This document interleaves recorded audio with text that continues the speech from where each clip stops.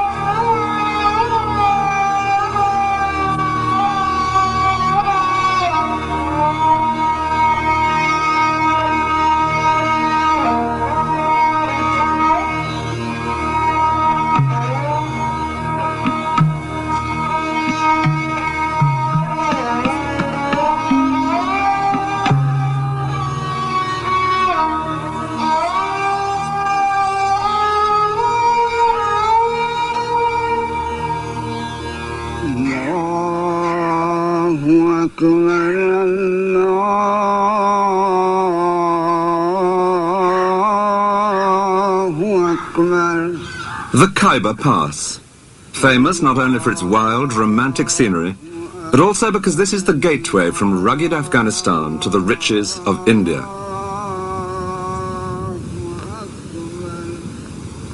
Through these mountains have come a succession of great conquerors, restless for new lands to plunder. Alexander the Great came by, so did Genghis Khan, and Tamburlaine. And if today the armed men are more local, in recent years most often the Mujahideen from Afghanistan, this remains a dangerous and exciting place, with the promise, once over the top, of India.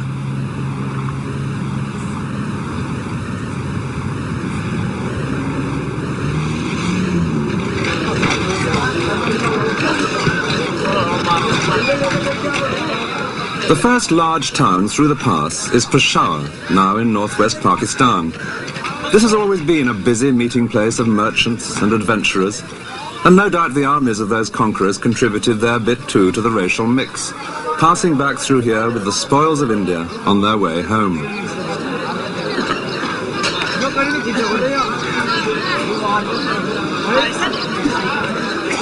But one conqueror who came through here in the 16th century intended to stay in India.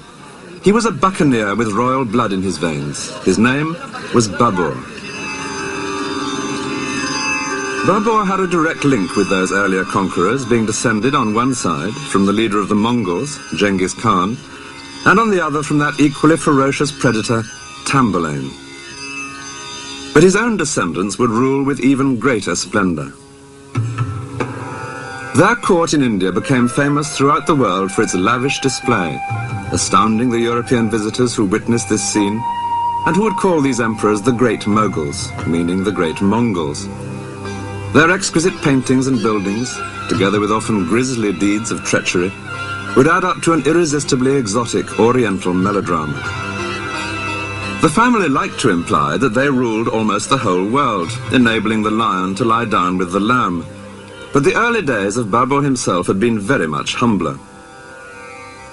His father had ruled a small kingdom to the north of Afghanistan, but he died when Babur was only 11, and his inheritance was grabbed by a stronger neighbor.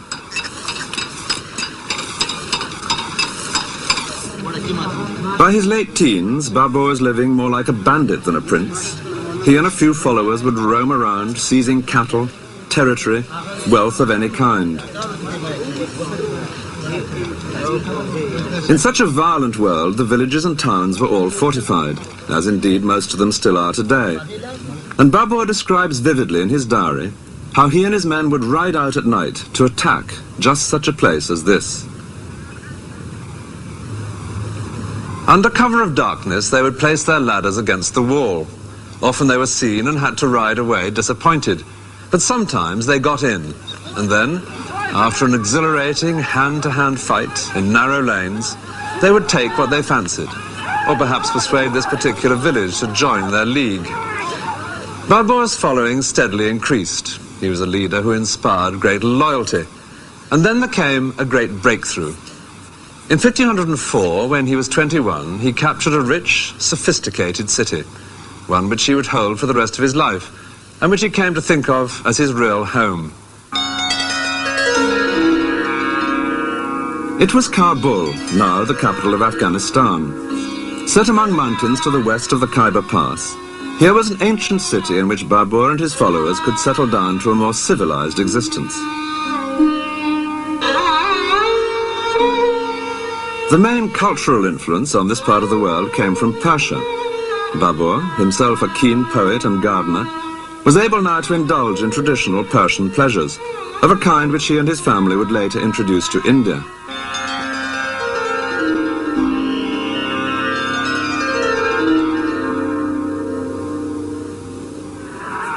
But a ruler in those days could never relax for long. A regime based only on military power needed constant new conquests to bring in more territory, more wealth. In three directions, Babur's kingdom at Kabul was unable to expand. To the north was a powerful new ruler who had been grabbing vast territories, including Babur's ancestral kingdom. To the west was the even more powerful empire of Persia. To the south, desert. That left only the east through the Khyber Pass.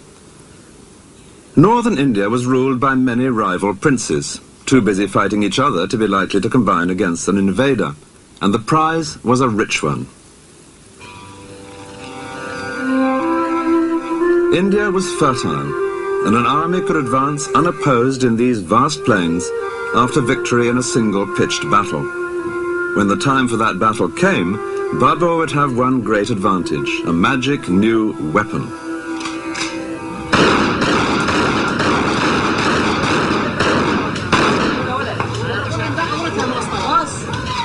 In Dara, just through the Khyber Pass, firearms are the stock in trade. Everyone here is busy making them. But when Babur came this way with his new muskets, which had reached him from Persia, no one knew what these strange objects were. He describes tribesmen making obscene gestures at this weapon that fired no arrow, until it went off in their direction.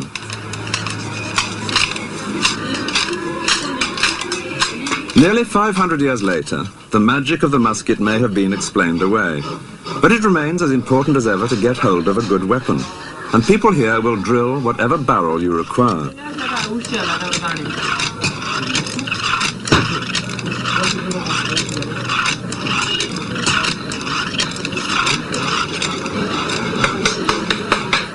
Every day, as the customers try out the wares, the valley resounds with gunfire.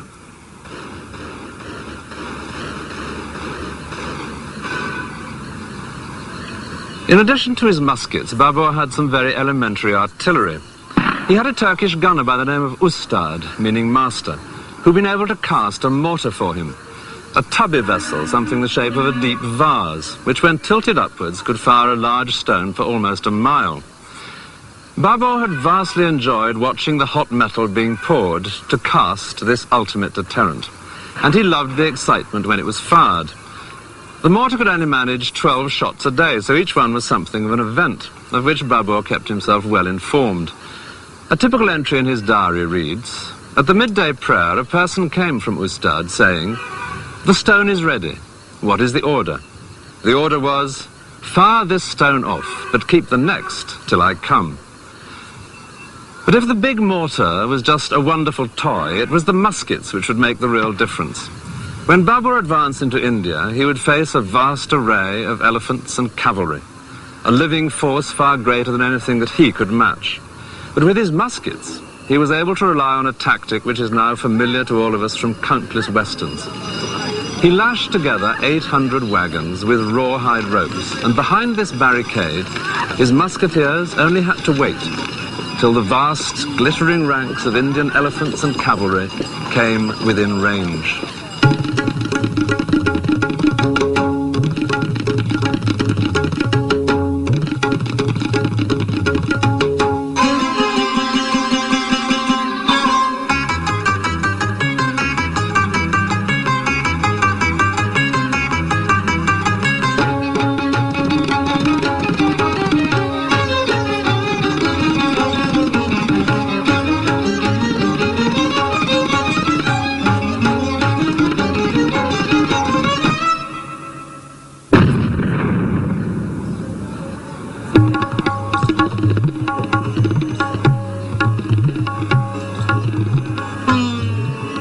After his victory, Babur moved unopposed to the heart of northern India, through Delhi and on to the city which more than any other is now associated with the great Moguls.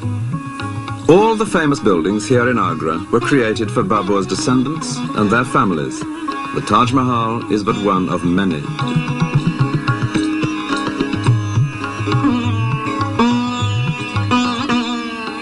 In this city, which would later display to the world his family's magnificence, Babur had a foretaste of the wealth of India. Among the booty captured here was a rather large diamond, the Koh-i-Noor, which is now the jewel in the crown of the British crown jewels.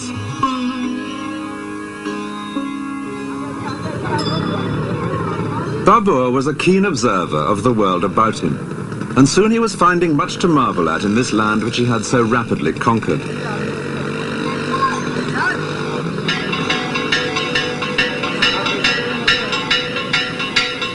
Here was a culture entirely different from the Muslim world, which had so far been the limit of his own experience. A scene of colourful and noisy ritual, and one in which women, whether in stone or in flesh, played a far more visible role, as here in a temple in Udaipur.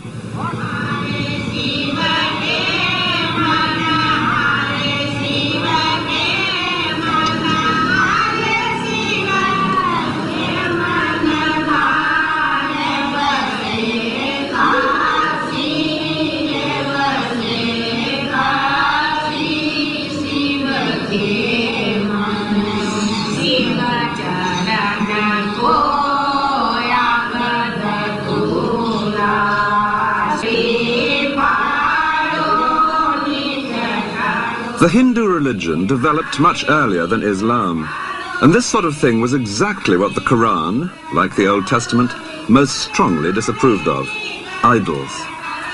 But Babur was too fascinated by life to waste much time on indignation. Instead, he was soon writing a section in his diary entitled Description of India. It begins boldly. India, he notes, is extensive, full of people, and full of produce.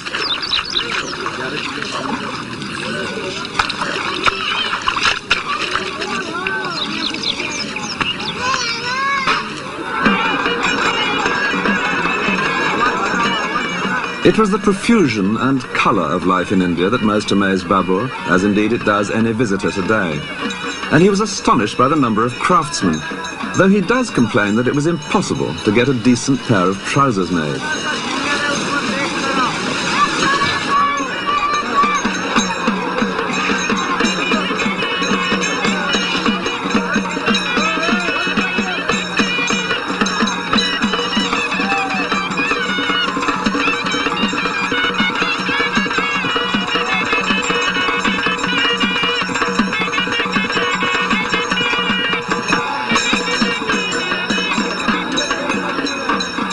With all wealth depending in the end on what the land and human skill can produce, it was perfectly evident that there were better pickings to be had here than in Afghanistan. Though in India's summer heat, Babur did always feel dreadfully homesick for the mountains of his youth.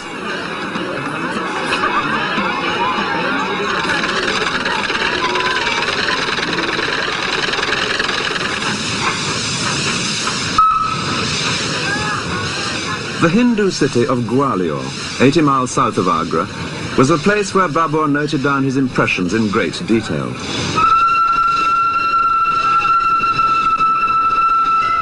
He first came here on September the 27th, 1528. That day he had earache, and so had taken opium, which was causing him to vomit when he visited this great fort. But, like any good tourist, he put up with that.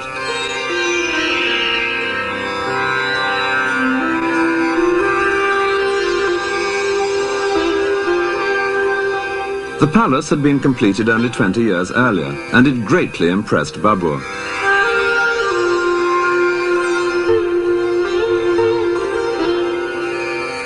He noted the tiles, which included, he said, the semblance of banana trees.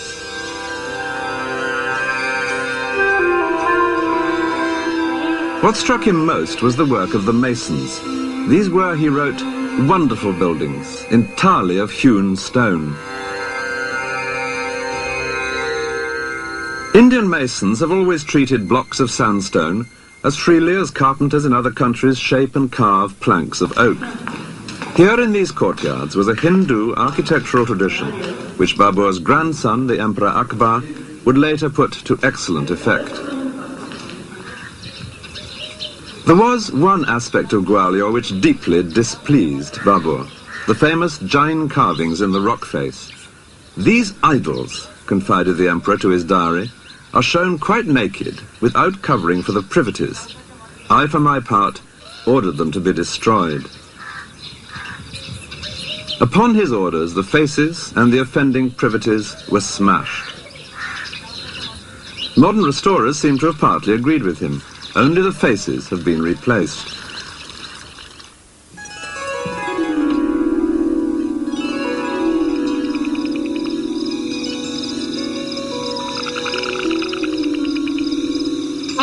The illustrations, done later for his diary, reflect Babur's fascination with the wildlife of India, though the artists don't always seem to have studied nature as closely as he might have wished. One frequent complaint in his text is the lack in India of good, cool streams. All the Mughal emperors loved water, and where they didn't find it in nature, they set about providing it in gardens.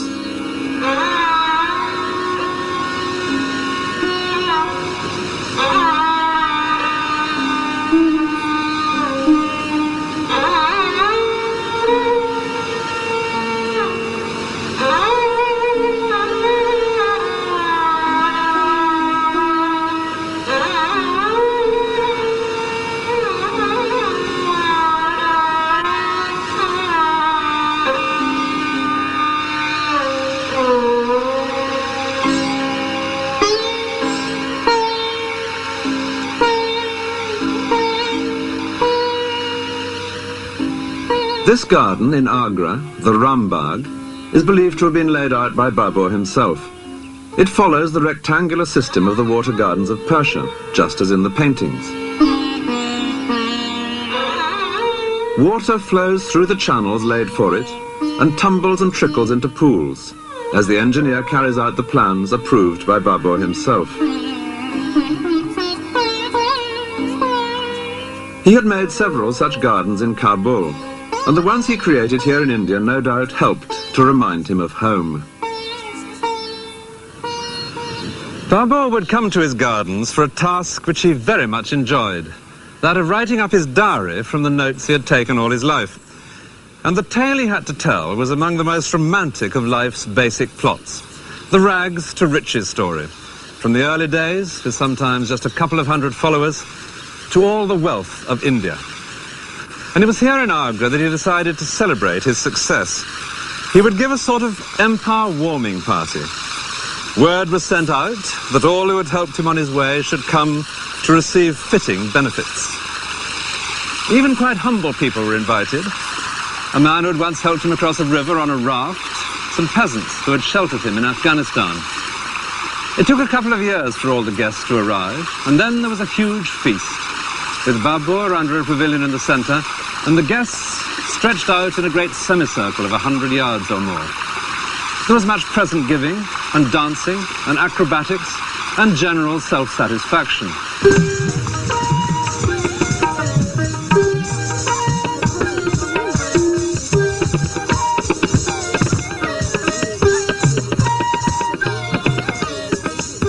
In India's climate, most celebrations still take place in the open air.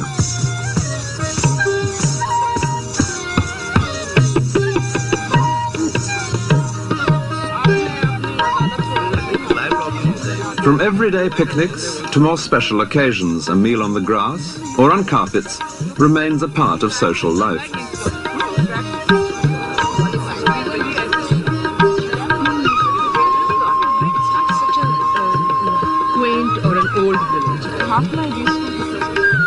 It's nearly 500 years now since Babur's great feast, but the music, the food and the clothes here today are still true to the past, though at Babur's party the only women would have been the dancing girls.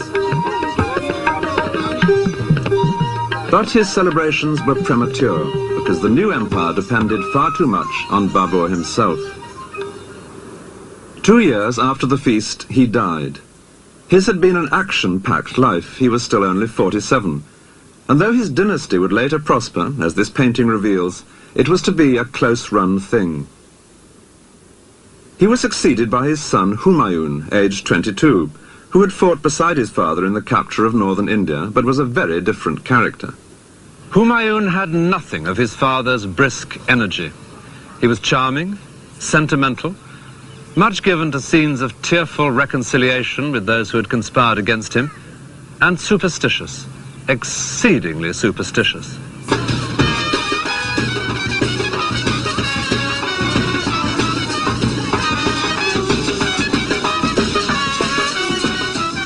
The superstition that dominated Humayun's life was one that is still an everyday feature of India. This marriage procession, a familiar sight in the streets here, couldn't possibly happen without the precise time being chosen in advance by an astrologer.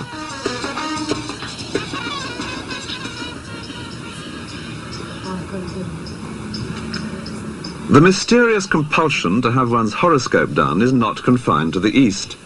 But Humayun tried to organize his entire civil service by the signs of the zodiac, far more ambitious than the simple personal attention that most people want from the astrologer. In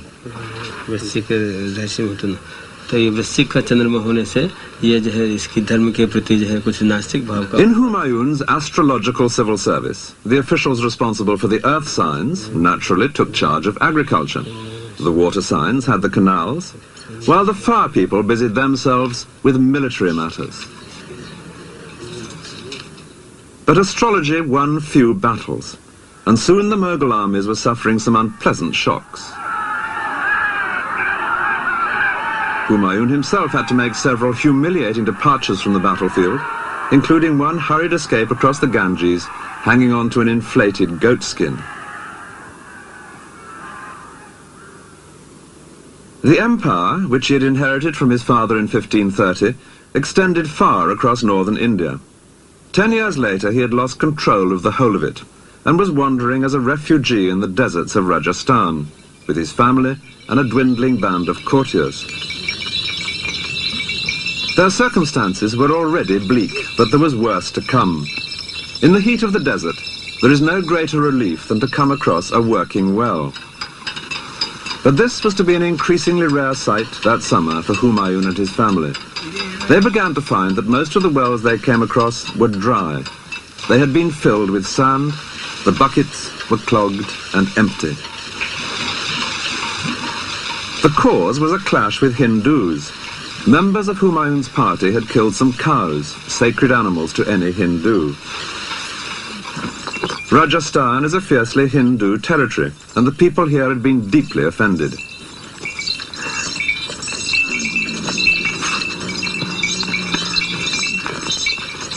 It was because of this sacrilege that the wells were being filled by followers of the ruler of Jaisalmer, one of the great desert strongholds of Rajasthan. This kingdom was just the sort of place Humayun's descendants would have to come to terms with if they were to recover and hold India. But for the moment, mere survival had become the one priority for the evicted emperor and his family.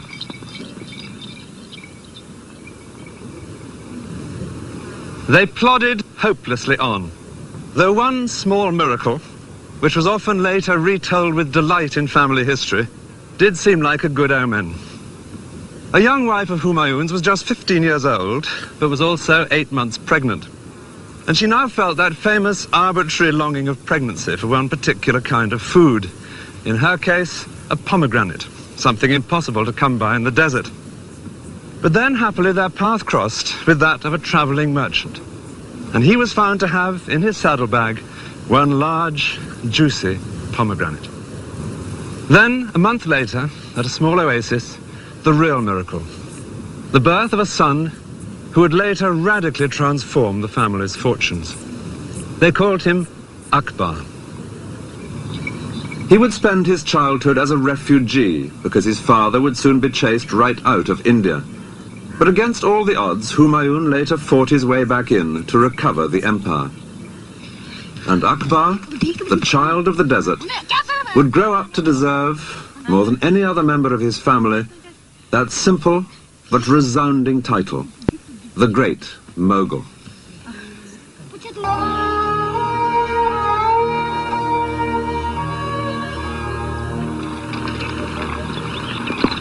The powerful fort of Rohtas in Pakistan was built during the boyhood of Akbar, the greatest of the great Moguls. But it was built by a rival who had driven Akbar's father from India, a mere 15 years after the family had conquered the land. The Mughal Empire now seemed little more than a 9 days wonder. But then India fell once more into chaos, and Akbar's father managed to fight his way back past here to recover his kingdom. It was the plains of northern India which the Mughal family had conquered in 1526, and which Akbar's father, Humayun, now recovered, settling back into his capital city at Delhi. It was only just in time, for 6 months later he was dead, but at least that meant it was here in Delhi that his tomb would rise, as the first of the great Mughal monuments, giving a reassuring, if so far entirely false, sense of stability and power. Above the tomb, a dome, like a bud which would later flower in the dome of the Taj Mahal, reflecting the Persian traditions behind the Mughal family. Poetry played an important part in Persian court life, and with pleasures such as these, Humayun now relaxed once again in Delhi. As well as reading poems, a favourite game was to improvise them, and naturally his reconquest of India was the most popular subject of all. It was into this building that Humayun now moved his precious collection of family manuscripts. This was the scene of the poetry readings, but the scene also of a disastrous accident. One day in 1556, Humayun was up here on the roof of his library. He'd been hearing the latest news from Mecca, from some pilgrims who had recently returned, and he was discussing with his astrologers the hour at which they expected Venus to rise, because he intended to hold an assembly at that propitious moment. And when that time had been agreed, he began to go down these steep stone steps. And then, something which the astrologers had evidently not foreseen. His foot was on the second step, when he heard a muezzin from the nearby mosque calling the faithful to prayer. And as Humayun turned to incline his knee in respect, he tripped in his robe and fell headlong down.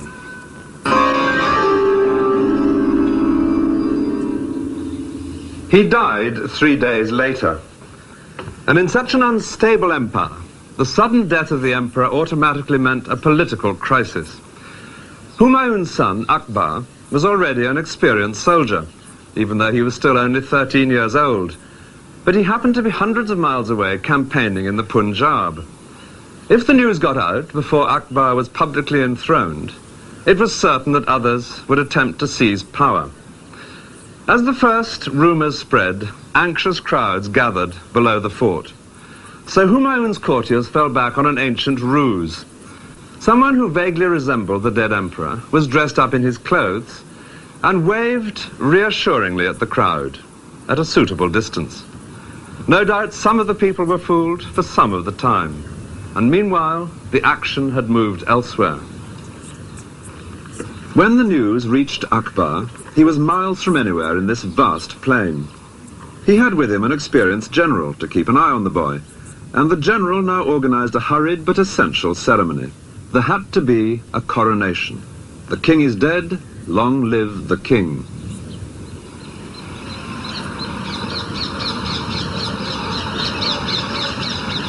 It's quite a pilgrimage now to get to the platform which commemorates that event.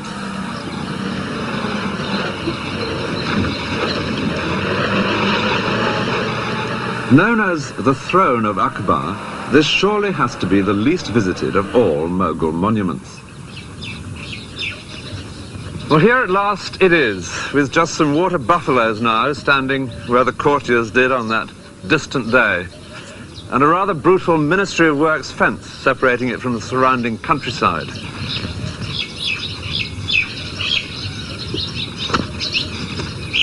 It's in a very dilapidated state, but you can just see how it must have been as a Mughal monument. Here, for example, water would have come rippling down over a carved stone, a very Mughal detail. Dreary though this looks, it's a most evocative place, because that event, here in the middle of nowhere in 1556, was to be the turning point for Akbar's family, leading to more than 100 years of astonishing achievements. But on the face of it, as he sat here that day in a golden robe specially made for the occasion, the prospect was bleak. It was only to his own army grouped around him that he was emperor. Others would have different ideas. His claim to rule was not that strong. His father and his grandfather had between them notched up only 15 years ruling in India. And there were plenty of rival rulers who would now see a young boy on the throne as just the chance they'd been waiting for. As proof of that, it wasn't long after Humayun's death before a large Hindu army captured Delhi, and then moved in this direction to drive Akbar from India.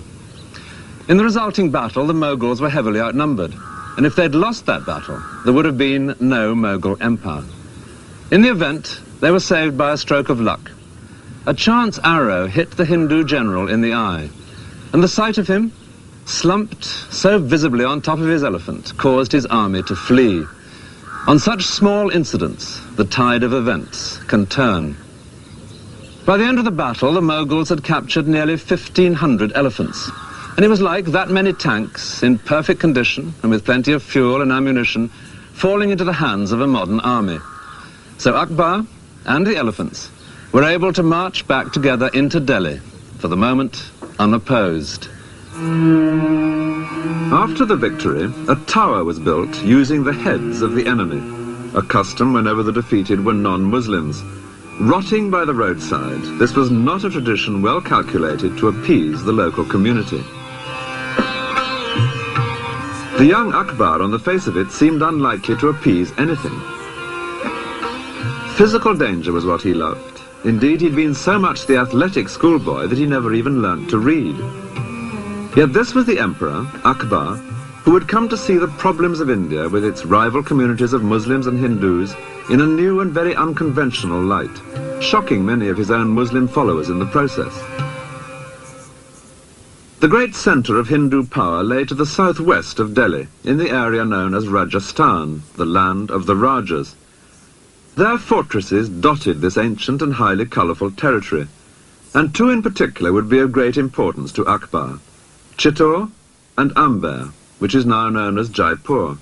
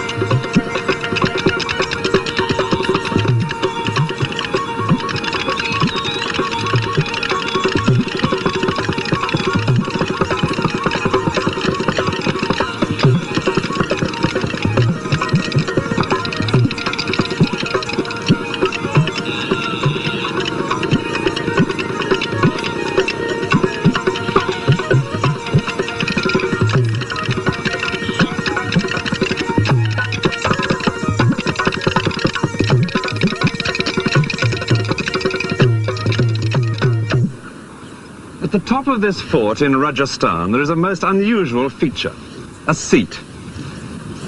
It's perfect now for enjoying a quite spectacular view, but that wasn't its purpose. It seems that this was a throne for use in times of siege. Here the Maharaja would sit, exposed but visibly in command, conducting the campaign if there were enemies below to be driven back. From this perfect vantage point, he could see the build-up to an assault and choose where to fling his own men into the attack.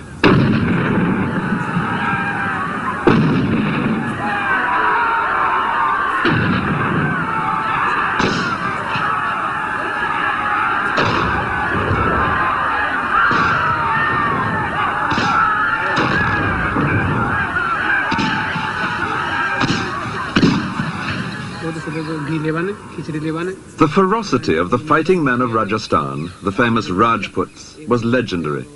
They were known as the greatest warriors in all India, reckless in their courage, a reputation sustained by their habit of going into battle high on opium.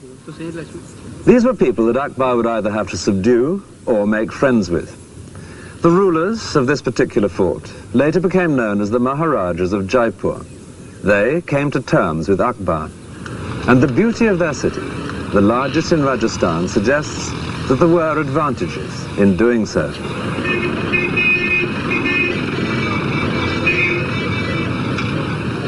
Jaipur was built as a completely new city after 2 centuries of alliance with the Moghuls. It all began with a marriage. At an Indian wedding, even today, the bridegroom, with a small male relation mounted in front of him, goes on horseback to meet his bride.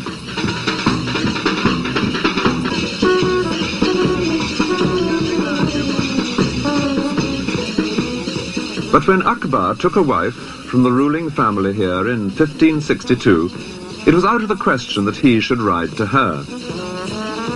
It was she who was sent to him.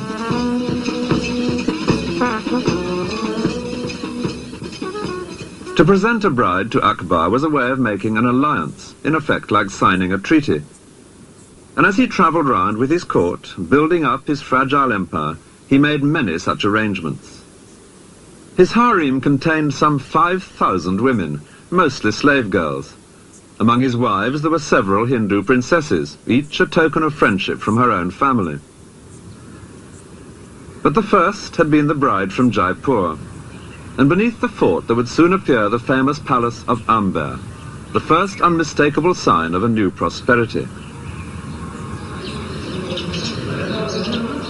It was built some 40 years after the wedding by a Maharaja who had become Akbar's leading general. His palace has become one of the great sights of India.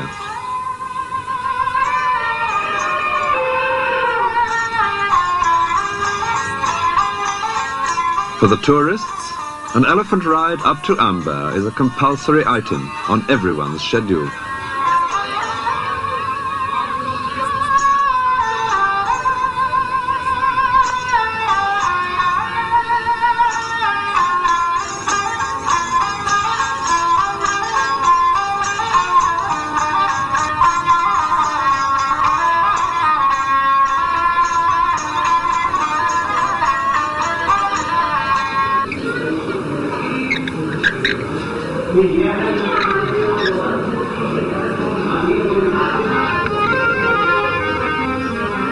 The most impressive details were naturally in the Maharaja's own quarters, with patterns of inlaid stones and fragments of mirror.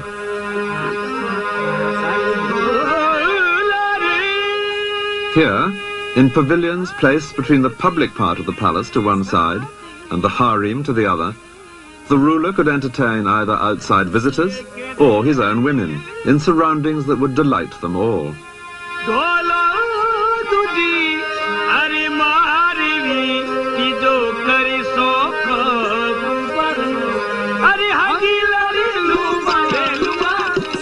A few miles away, in their new city of Jaipur, the Maharajas of Amber would build another palace. And it's here that their present-day descendant lives. I asked him what benefits he felt there had been for either side in the family's long relationship with the Mughal emperors. The Mughals got governors and generalship from the House of Amber, and the House of Amber got the peace and tranquility to be able to pursue and build the city of Jaipur, and was again considered one of the main Hindu and Rajput states of that period. And what about religion? Well, again, it gave Raja Jai Singh great time to protect the Hindu religion during his reign. Akbar spent much of his time moving round with a vast army, using the sport of hunting as his diplomatic cover. Any troublesome ruler might soon find the emperor killing deer on his own doorstep, with the infantry standing in as beaters. One of the ways of hunting that the emperor most enjoyed was with the cheetah, the Indian leopard. the fastest animal on earth.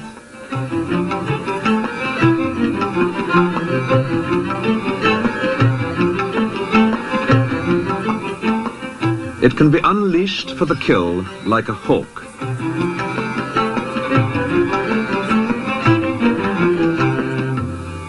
This crowded scene, with a fence in the background, depicts another favourite way of hunting. Akbar's soldiers would drive the deer in from miles around in an ever-shrinking circle. Then, as soon as the terrified animals were contained in a small enough space, the portable fence would be put up around them, and riding in with sword or lance or gun, the emperor would indulge in an orgy of killing. On one occasion, on a vast plain such as this, 50,000 beaters drove in game from 60 miles around, a very large army in disguise. No wonder most rulers proved friendly when Akbar passed by. But there were exceptions, in particular the Rana of Mewa, who held the great fort of Chittor. As the senior prince of Rajasthan, he openly scorned the House of Amber for having given a daughter to the Mughal harem. Akbar determined that this proud knee must bend. In 1567 he arrived below the fort with his army, which included Hindu princes from Amber. Chittor itself is nearly 4 miles long, but Akbar's camp extended 10 miles. It was to be one of the most famous sieges in Indian history. Akbar used 2 methods of assault, both of which are shown in these views done by his painters. One was mining, burrowing under the walls with explosives. The idea was to blow up a section for the soldiers to enter the fort, but fuses were unreliable, and the Mughal army suffered a major disaster when a charge went off in 2 stages. The first blew the intended hole in the wall, but the second exploded as the Mughals stormed the breach, killing several of Akbar's favourite officers. The other method was a fortified corridor, which was gradually extended until it reached the walls. From its protection, snipers, often including Akbar himself, would get closer and closer shots at the defenders. For 4 months, this daily trial of strength dragged painfully on. The siege came to a sudden end because of a single bullet. There had appeared on the ramparts on that particular day a Hindu officer, and in the way of the times, the bullet that killed him was soon credited to the gun of the emperor himself. It's true that Akbar did take an active part in the daily business of sniping at the fort, and it may well be that he did fire the lucky shot. But the significance of what had happened was not immediately appreciated in the Mughal camp, until they observed that fires were breaking out all over the fort. Then the Hindu generals in Akbar's army were able to explain to him what was happening. The man who had died must have been the prince in command of the fort, and the fires were part of a grisly but hallowed Rajput ceremony, which always took place whenever defeat seemed inevitable. यानी कि हम जब राजपूत हार जाते हैं तो भी हमारी राजपूत परिवार की स्त्रियां जोहर में जलती हैं. जोहर शब्द का मतलब The Johar, described to every visitor here, is the favourite incident in Chittor's history, a symbol of the unyielding pride of Rajasthan. For the wives of Rajput warriors, death rather than dishonour was the compulsory tradition in the face of defeat. They were all burnt before their husbands sallied forth to meet their own equally certain end in a final, hopeless battle. Inside the fort there were some 40,000 peasants living, and, unusually for him, Akbar now allowed them too to be massacred. Clearly this victory over the uncompromising Rana of Mewa was to be taken as an example. The city of Udaipur reveals that the Rana himself compromised in a rather different way. He had left his men to defend Chittor while he withdrew to start again here, further removed from the centres of Mughal power. An unglamorous decision, but it preserved the independence of his house, which never intermarried with the Mughals, and it gave us one of India's most beautiful cities.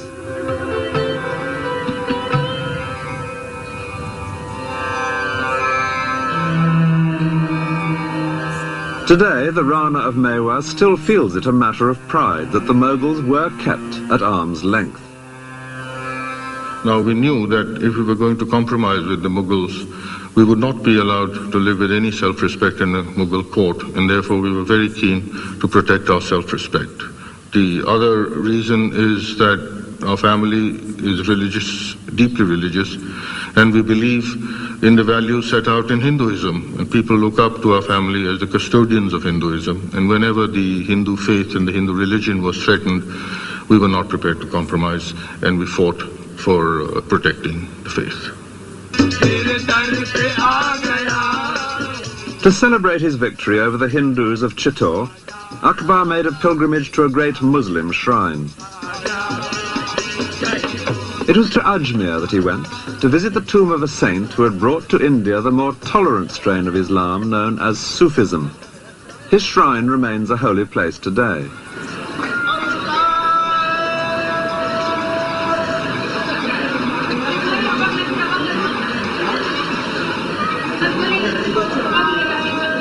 The saint here had died 3 centuries before Akbar's visit, but it was to be a living saint who had now become of great importance to the emperor. Fatehpur Sikri is on the itinerary of most visitors to India today, but in the mid-16th century it was just a minor place of pilgrimage. There was a saint living here of the same tolerant sect as the saint at Ajmer, and like other holy men, he would receive visits from those seeking comfort or advice.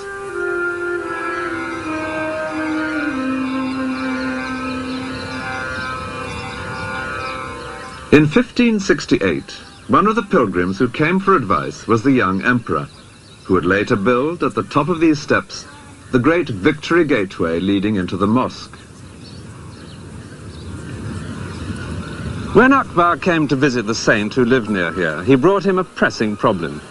He was now 26, but in spite of his large number of wives, he still had no son. Well, the saint gave an uncompromising answer. Without hedging his bets, in the usual way of soothsayers, he declared categorically that the emperor would have not 1 son, but 3. Soon after these comforting words, news came that the Hindu princess from Amber was pregnant.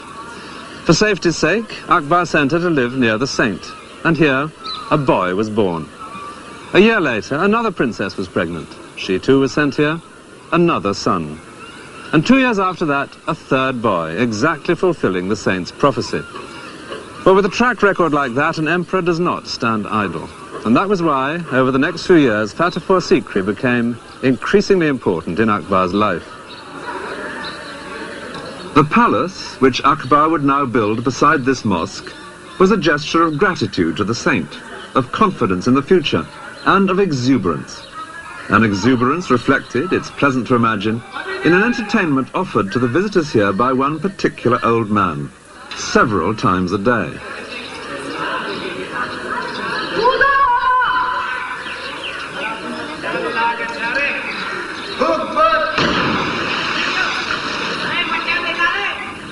When Akbar began to build here at Fatehpur Sikri, he had been 17 years on the throne. Since that hurried coronation as a boy in the plains of the Punjab, he had turned his shaky inheritance into a stable empire. He was just 30, and there was still much to achieve. But now, with those 3 sons born here, there would be someone to pass it all on to. His family's future had never looked better.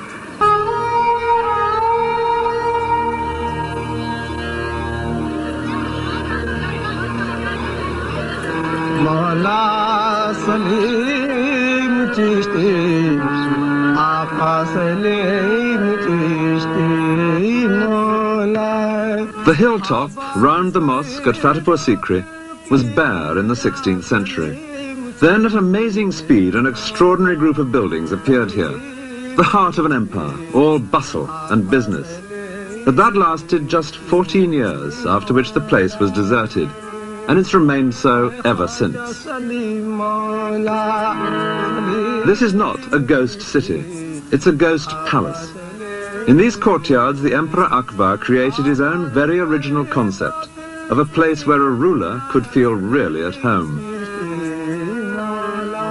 Akbar decided to build here because of a local holy man, or saint, so the mosque was always central to Fatehpur Sikri.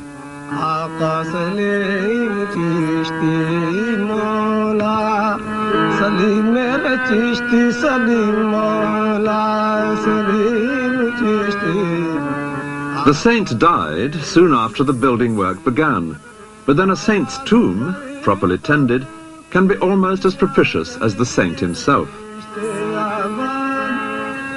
Clad in fine white marble, which was added by Akbar's grandson, the tomb is the centerpiece of the courtyard.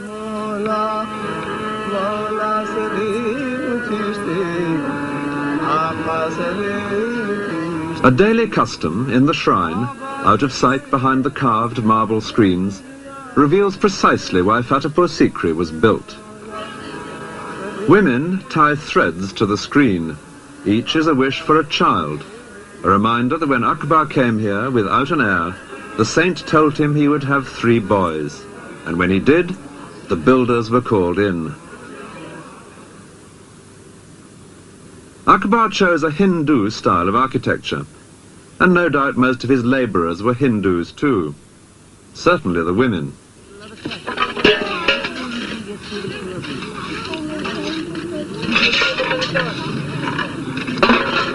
This is still a familiar sight anywhere in India, and if it looks now a little slow compared to methods elsewhere, nobody could have said that about the building of Fatehpur Sikri, where it took just a few years to create a palace worthy of an increasingly confident emperor.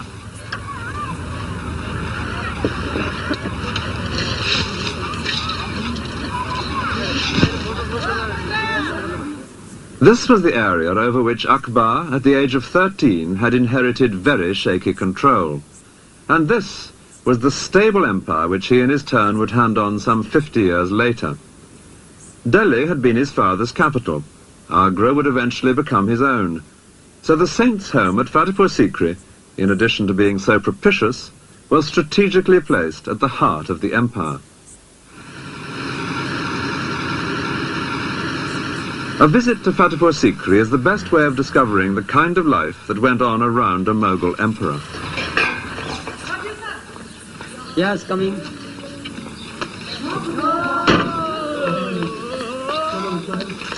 There were even more barriers then.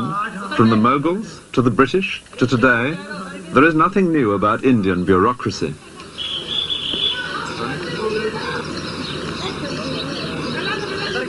We take it for granted now that you can walk straight into any town. But in those days, the town gate was a real obstacle, always shut, for example, at night.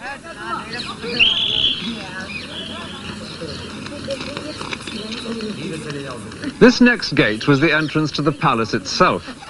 Whenever the emperor came through here, there were musicians playing for him in the room above. But for the rest of us, the name of this one has a somewhat familiar ring. It was known as the Naubat Khane, which means roughly the house of taking one's place in the queue. Well, there's little danger of a queue today because now hardly anything comes through here except tourist buses. But then, as the remains of these shops reveals, this was a bustling commercial thoroughfare. The traders can be seen in this painting, and beyond them the next gate. For Fatehpur Sikri was a series of concentric circles. With the emperor at the center, each circle became more private, more difficult to get into. It wasn't till this courtyard that you might catch a glimpse of the emperor himself. He would appear here each morning to hold public audience from his raised throne pavilion on the far side. This is Diwan-e-Am, the hall of public audience. Emperor used to sit in the center and both side ladies, and downside all ministers. Public used to sit there. The public consisted largely of officials who attended to hear the judgments or decisions that the emperor had made in private council. In the next courtyard stands the extraordinary building which Akbar devised for that private council. It has an interior which is no use at all to anyone except an emperor. It's a single high room with this massive pillar in the center. Down below would stand those who were going to hear the emperor's discussions, but not take part in them. Clerks, for example, recording what was said. The purpose of this great pillar is not immediately clear. In fact, it's a very high throne, as can be seen from above. The one flaw in this otherwise splendid design is that to reach his throne, the emperor had to climb some astonishingly steep stairs. But once he'd got to the top, a very different prospect, and a quite extraordinary seating arrangement.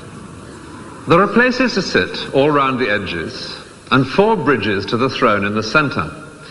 If someone needed to talk more intimately with the emperor, or to take him something of interest to look at, he would cross one of the bridges, no doubt stooping humbly as he went, which does also make it feel a lot safer, to where Akbar sat on plump and comfortable cushions. The whole arrangement seems custom-built for an egomaniac, which is exactly what it was. But then emperors and modesty have never gone hand in hand, and this does feel exceptionally good. Akbar loved in particular talking about religion, on which he was very much a free thinker, unlike his predecessors. He refused to accept that his own creed, Islam, could have a monopoly of the truth. And he enraged his experts on the Quran by making them discuss, in here, the nature of God, not just among themselves, but in argument with Hindu gurus, who would sit on the opposite side. The final straw for the orthodox Muslims was when Akbar introduced his own religion. It borrowed something from each of the others, but added one startling new element, in that Akbar himself seemed to have taken over the role of God. Close to Akbar's eccentric hall of private audience, there is a 5-story building. It stood on the borderline between the male world of Akbar's imperial responsibilities and the feminine part of the palace, the harem, which lies beyond. This is the Panch Mahal, 5-story building. Summer palace for the ladies. As the guide explains, this lovely, cool palace without walls was probably used on special occasions, such as parties, by Akbar and his profusion of ladies. The women would come to it from their enclosed quarters beyond, an area into which in those days no man, except the emperor himself and male members of the family, would ever go.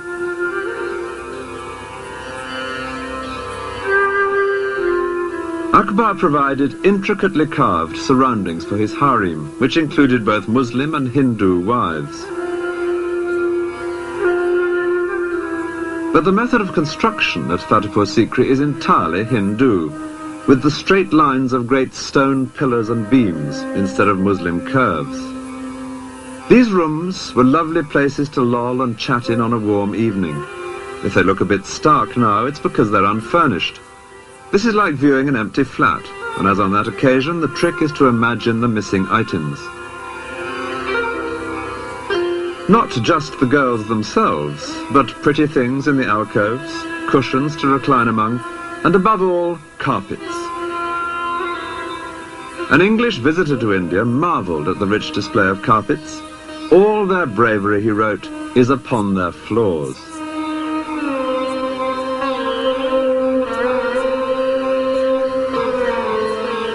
In many Indian villages, carpet making in the traditional way is still an important industry.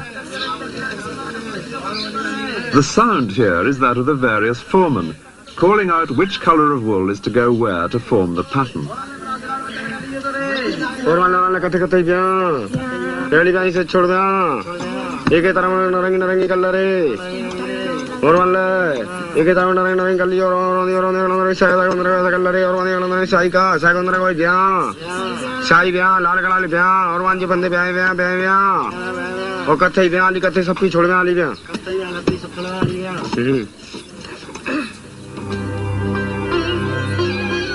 The daily life of Akbar's court is known to us in great detail thanks to one man, a fascinating character, a writer who became a close friend of the emperor.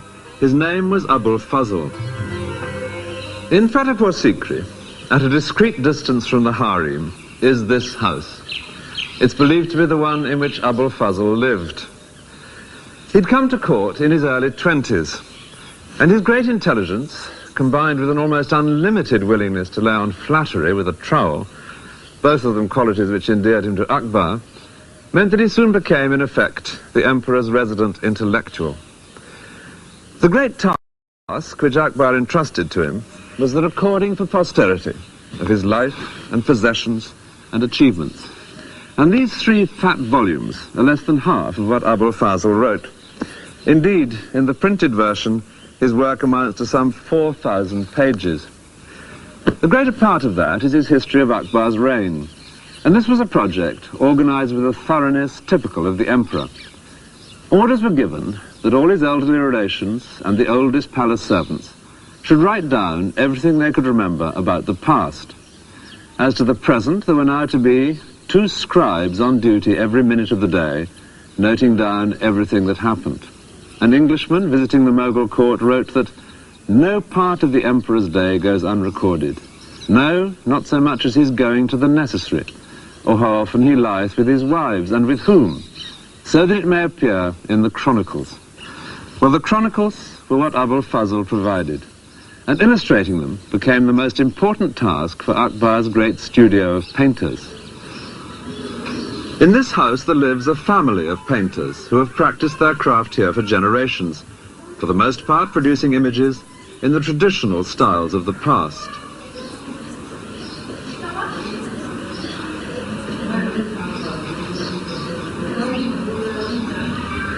Among the many schools of Indian art, the greatest is that of the Mughal court, established by Akbar. His painters would often collaborate on a picture. Each would put in what he did best, someone for the landscape or the architecture, and later someone else for lavish costumes or animals or flowers.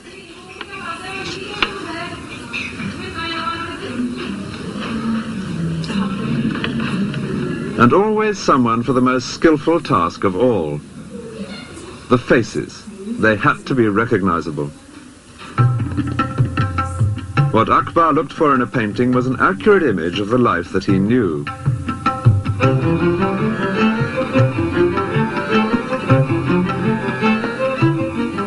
He took a keen personal interest in his painters. Pictures were regularly brought to him for his comments or approval. As a result, the work of his studio adds up to a fascinating visual archive of how things were done.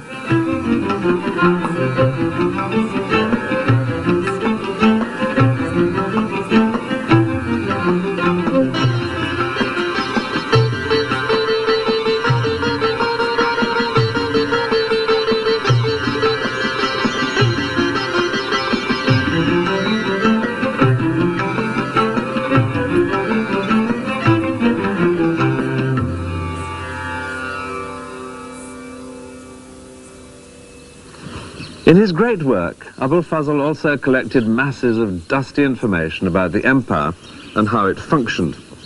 Statistics, for example. There are columns and columns of them, and they run on for page after page after page.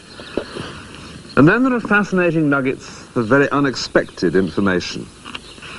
The ranks of the camels and their servants, or regulations for oiling camels and injecting oil into their nostrils. Whenever anything worth having has been invented, it's invariably credited to Akbar himself.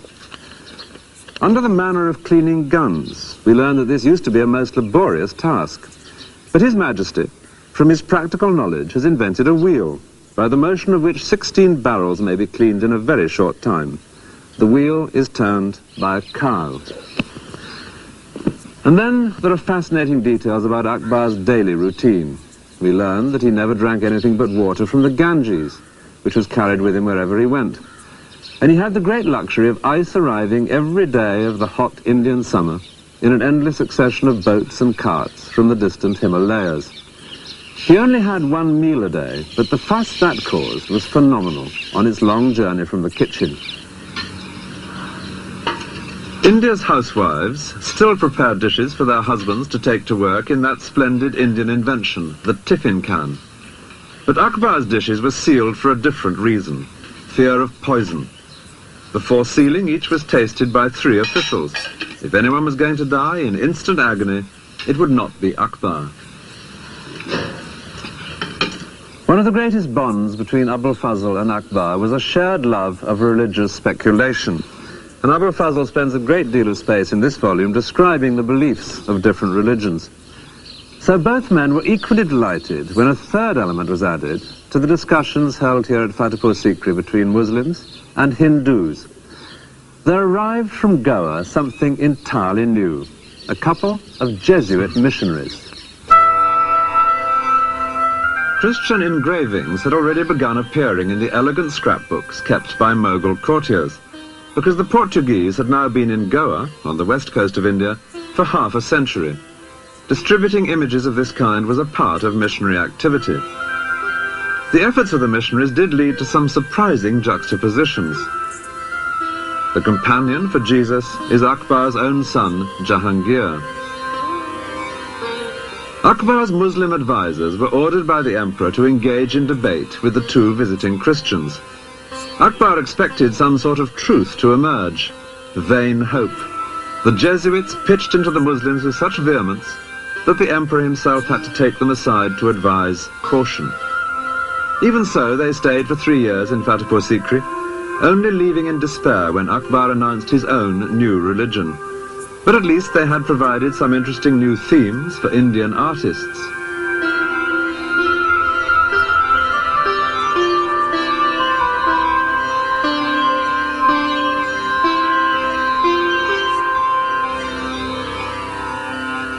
Abul Fazl is seen here presenting part of his great work to the emperor. He never quite completed his history of the reign because he died 3 years before Akbar.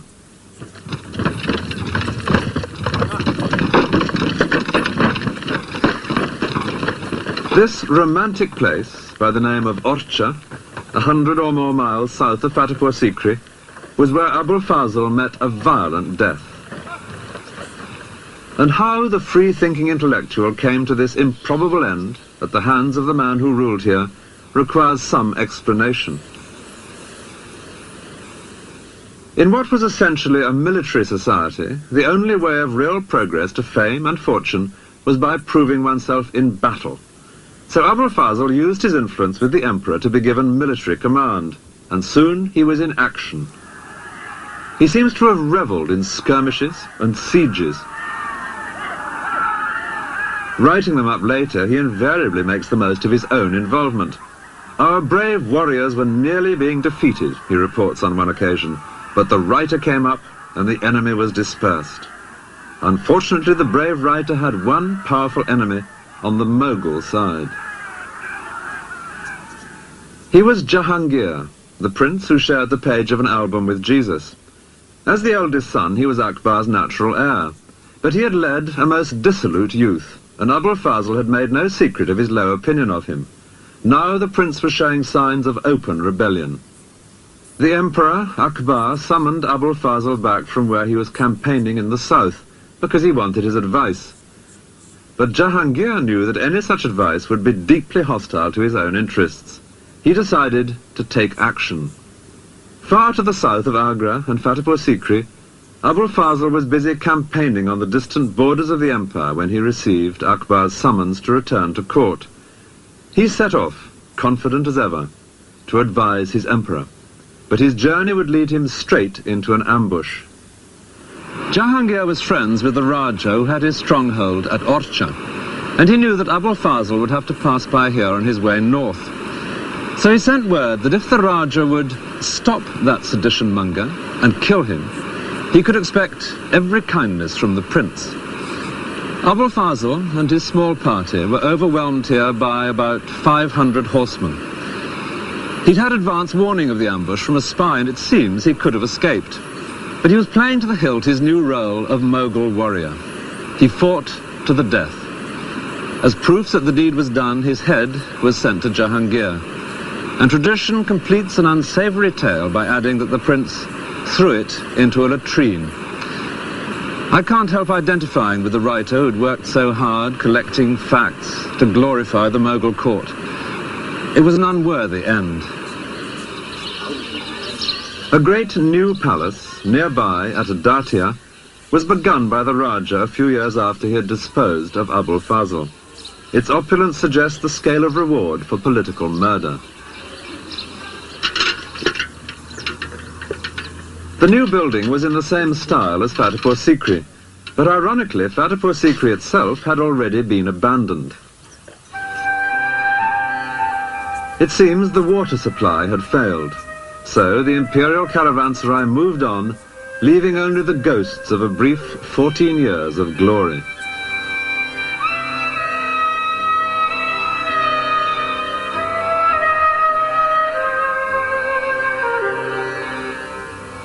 From 1584, Agra was where the emperor now once again made his headquarters, within the magnificent great sandstone walls which give the Red Fort its name.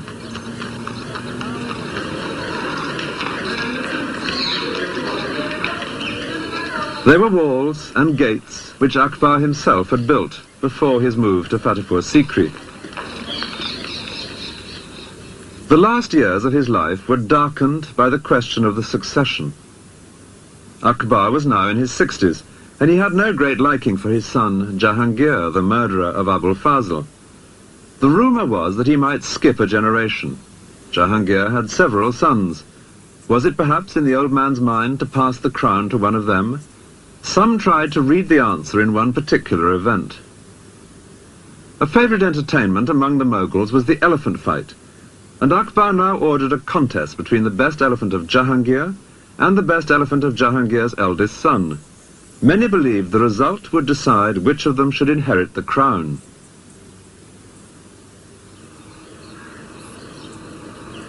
These elephants are high on the wall of the Red Fort at Agra, above where elephant fights invariably took place. Akbar sat up here watching, surrounded by courtiers, while the two elephants fought it out in the open space below. In the event, it was the elephant of his son, Jahangir, which won. A month later, Akbar died, and he did decree on his deathbed that Jahangir should succeed him. But the real person to have watched on that day of the elephant fight was a 13-year-old boy who sat up here beside his grandfather. He was a younger son of Jahangir, who had become known as Shah Jahan, and he would add a new and darker strain to his family's history. He would kill brothers, nephews, cousins on his path to the throne. After 3 generations of peaceful inheritance, the dynasty of the great Moghuls was about to plunge into the most lurid of Oriental melodramas. But first, a tomb for the emperor. Akbar's monument near Agra perfectly reflects his achievement. Parts are in the Hindu style, and parts in the Muslim tradition of arches and minarets. It's a mixture in keeping with Akbar's own vision of harmony between the two communities of India, and its imposing mood does justice to the man himself. He had indeed lived up to the bold name he had been given, for Akbar, in Arabic, is the everyday word for great.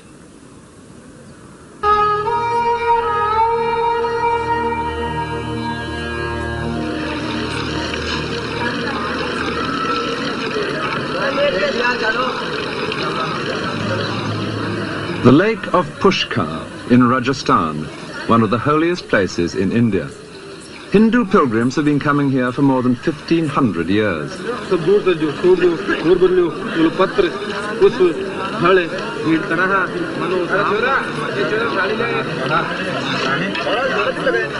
But Mughal emperors came too to see the pilgrims, in particular Akbar's son Jahangir. Jahangir loved to observe everything that went on in his empire, including the details of the various rituals.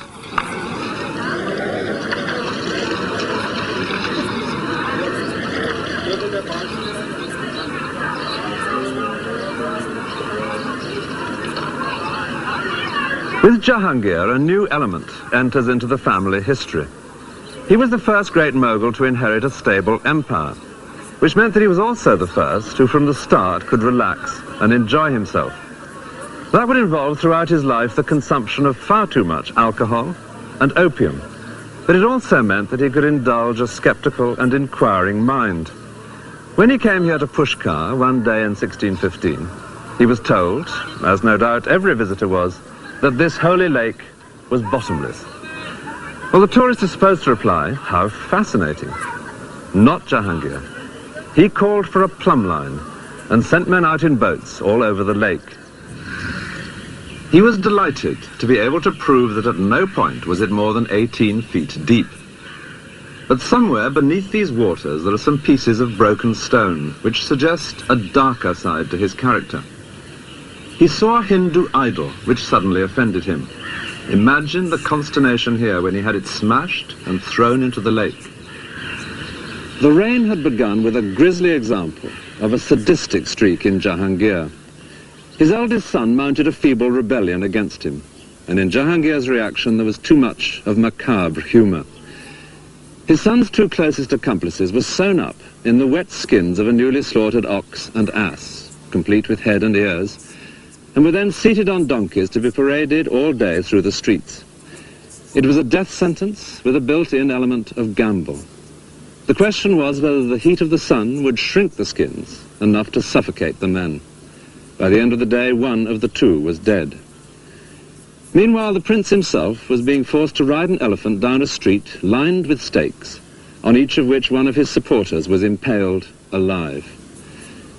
The prince was later foolish enough to attempt a second rebellion, and this time his father ordered him to be blinded. He would spend the rest of his life moving round with the court as a prisoner. From time to time, Jahangir did see him, but he noted in his diary he found the prince depressing. Fortunately, this strain of cruelty was to be rare in Jahangir's reign, though at the end of it far greater family violence would break out. Before then, though, there were to be 20 years of peace and prosperity, during which the arts of Mughal India would flourish as never before. Akbar had set up the imperial studio of painters, but under Jahangir they would excel in images of often outrageous political bravado.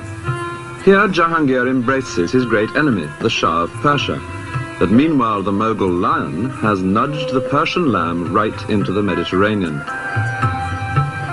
Jahangir loved watching animals and birds and would note their habits in minute detail in his diary.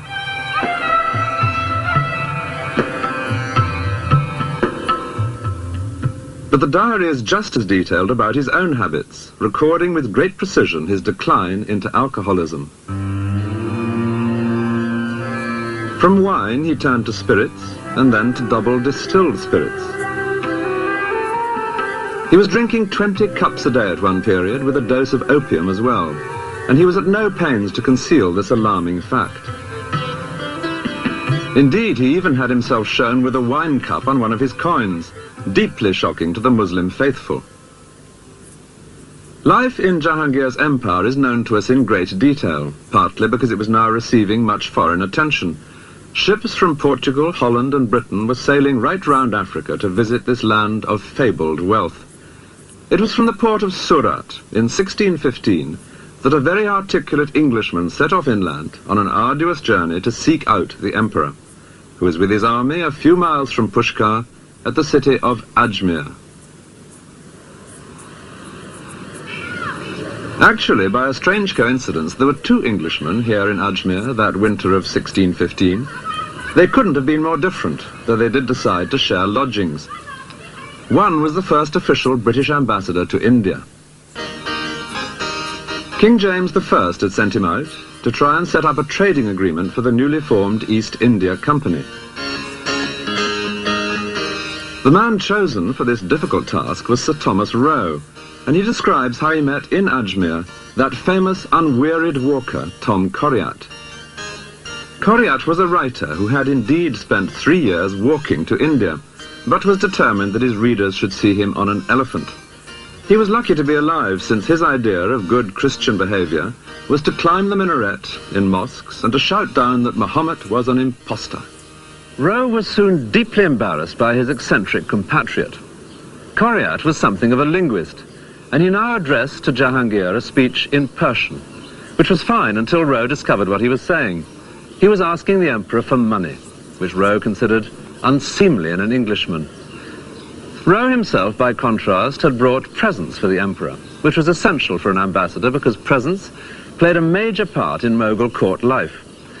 Indeed, Roe describes how people would hold up in the air the gifts they had brought for Jahangir, and if something nice caught his fancy, he would ask that person what business he had come upon.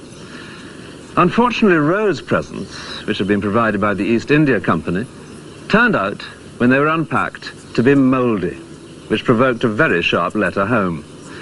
Even so, he did make progress at court, and soon he was invited to one of Jahangir's evening parties.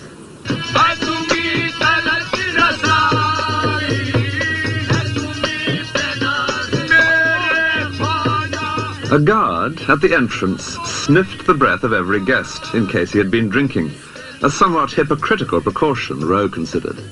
And indeed, serious discussion of British trade did turn out to be quite impossible. The Emperor was, in Rowe's words, too drowsy with the fumes of Bacchus.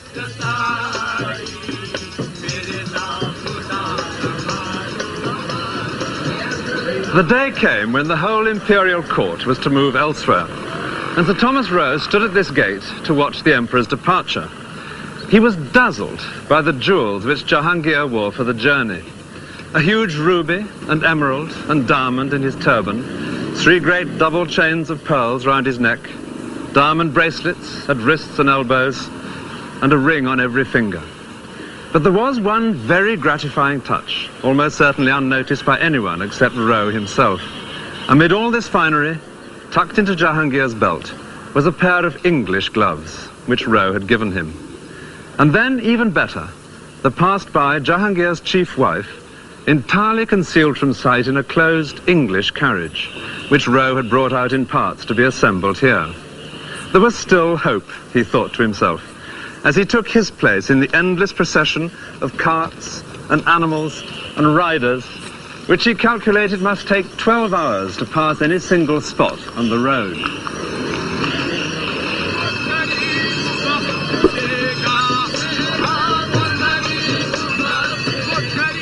The Emperor's own travelling palace itself needed 600 animals to move it from one place to the next. And when the whole city of tents was set up, Rowe considered it one of the wonders of his experience. It was some 20 miles around. Here the daily life of court and government could be carried on just as in a permanent city of stone. After 4 months on the move, the royal caravan came to Mandu, a vast hill fortress where Jahangir now settled in for a prolonged stay.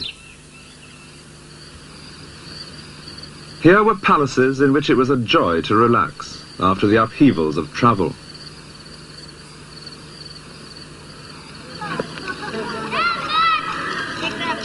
Mandu had been brought within the empire by Jahangir's father, but there had been Muslim rulers here long before the Moghuls came to India. Jahangir was particularly impressed by the superb mosque which they had built in the 15th century. Today, in its corridor of arches, the sound is no longer that of prayers. It is the conversation of bats.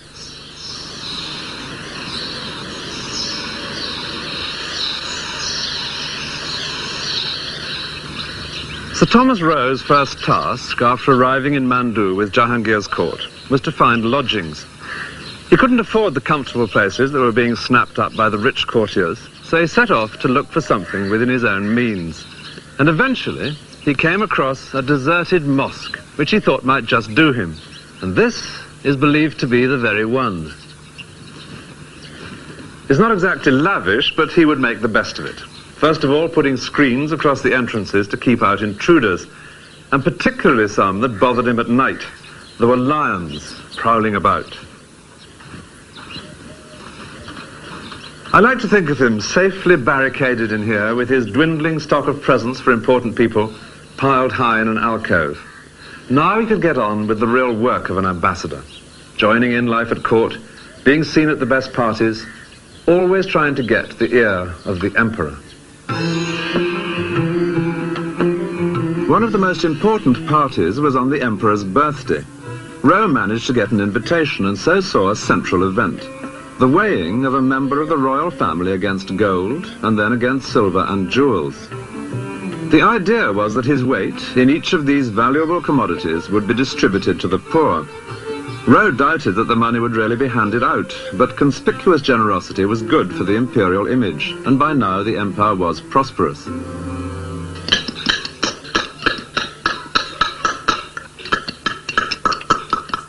Nearly all rulers bring prosperity to the Masons as they build palaces for themselves or temples to God.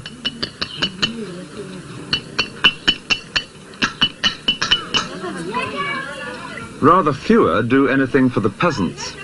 But Jahangir's father had successfully adjusted their taxes, and so encouraged them to bring more land into cultivation.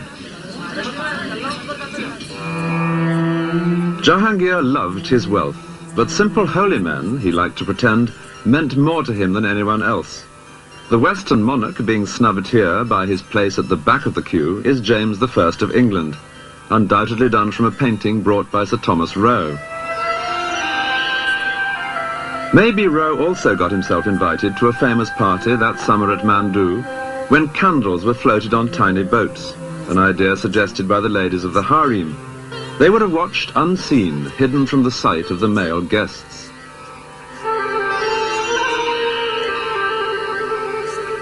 Every new day that Sir Thomas Roe woke up in his makeshift home at Mandu, it became more and more clear that he was getting nowhere in his main task, that of winning a trading agreement for Britain's East India Company. And by now he was well aware of the reason. He was often with the Emperor, who seemed very friendly, but he was nowhere near the real seat of power. That lay, unseen, behind the throne, in the shape of a woman, famous in India's history. She was Jahangir's favourite wife, Nur Jahan. The many portraits of her are all imagined, since no painter would have been allowed to set eyes on the royal women. Nevertheless, she can literally be said to have ruled from within the harem. It's a common Western belief that veiled women, or those in purdah, are totally cut off from the world. But to see them today, seemingly separate in a modern street, is to get perhaps the wrong impression. There were certain advantages to being behind the veil, as explained by a woman who herself grew up in traditional purdah. Conducting business face-to-face is not necessarily advantageous to both parties. And I feel that the woman in Parda had a very special advantage because she was sitting inside, whereas the person she was dealing with, whether it was a businessman, whether it was a property seller, a landlord, whomsoever, was sitting outside. Now he, of course, couldn't see her. And from his point of view, it was like what a modern telephone conversation is, so that you cannot observe the expressions or you cannot see what the other person is actually feeling. Whereas from the woman's point of view, she could observe everything about him.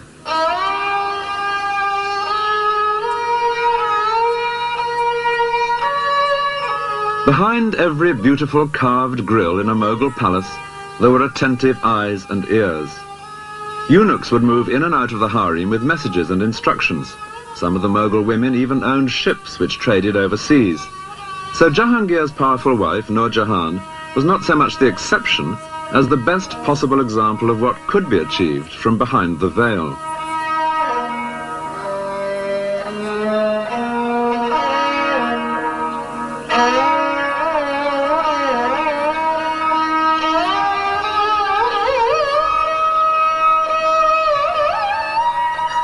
In a garden by the river at Agra, there is an exquisite building which is solid evidence of Nur Jahan's power and wealth.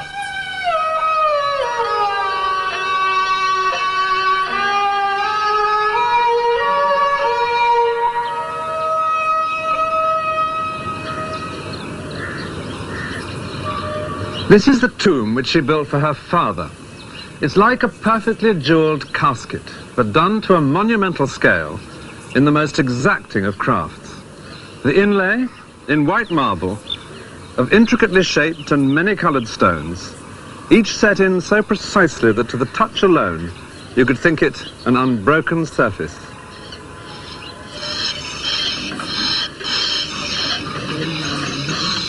Using tools which owe nothing to the 20th century, craftsmen in Agra still lay delicate patterns of stone in marble.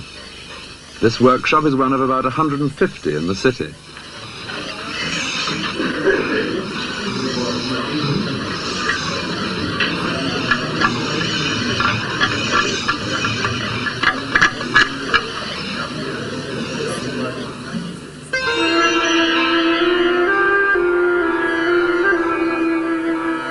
The Taj Mahal, which at a distance looks pure white, is decorated all over with this kind of inlay on a massive scale. This is the tomb of Nur Jahan's niece.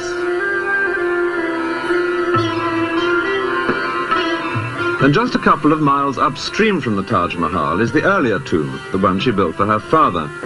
The most spectacular of Mughal monuments, both for people born into her family and only connected by marriage with the Moghuls.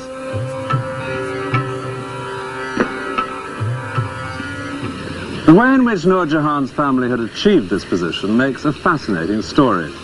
Her father, for whom she built this tomb, was an adventurer from Persia, who made such a name for himself that Jahangir appointed him chief minister. But the family's fortunes only really began when Jahangir fell in love with his chief minister's daughter, Nur Jahan. These are the sort of paintings one can still buy today in Agra's bazaar. We'll make them stand for Jahangir and Nur Jahan. They married. And when her father died, Jahangir appointed in his place, as chief minister, her brother. So already, they had things well buttoned up. The sister, behind the scenes, the brother in the council chamber. There was one very powerful member of the royal family, Jahangir's favourite son, the headstrong Shah Jahan. And they had a plan for him too. The brother had a beautiful daughter, surely the perfect bride for the prince. History would come to know her as Mumtaz Mahal, the favourite one of the palace, the beloved bride for whom Shah Jahan would later build the Taj Mahal. But now this block of power on her brother's side began to distress Nur Jahan, and she hatched a new plot. She had a daughter by a previous marriage, and she now made a favourite of an insignificant son of Jahangir's, someone she could easily dominate, and she arranged for these two to marry, thus balancing the board. One of these two princes would inherit the throne, so it was now certain that one granddaughter of the Persian adventurer must become empress. But which? Time would tell, and probably soon, because Jahangir was by now increasingly decrepit. The wild card in this pack was Jahangir's favourite son, Shah Jahan. It was he in this scene being weighed against gold. But the favours suddenly ceased when Nur Jahan turned against him, and he in retaliation was soon in open rebellion against his father and his stepmother, keeping always on the move to avoid the armies which Nur Jahan now sent out against him.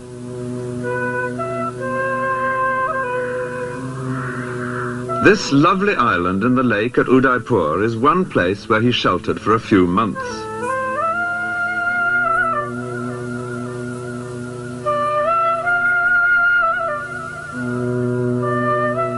Here, to the south of the empire, he was far enough away to be safe. Yet it was also important to be within striking distance when his father died. And to add to Shah Jahan's difficulties, Jahangir was now spending more and more of his time in the extreme north. Kashmir, he had discovered, was good for his asthma, with its lakes and its cool mountain air. In the last years of his life, Jahangir came here every summer.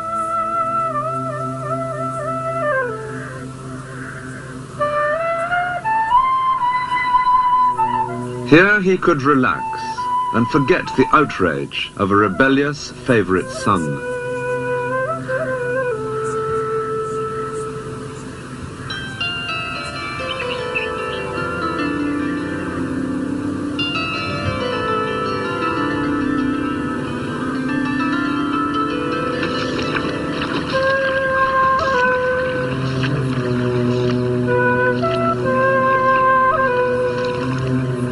And in Kashmir, in 1627, he died.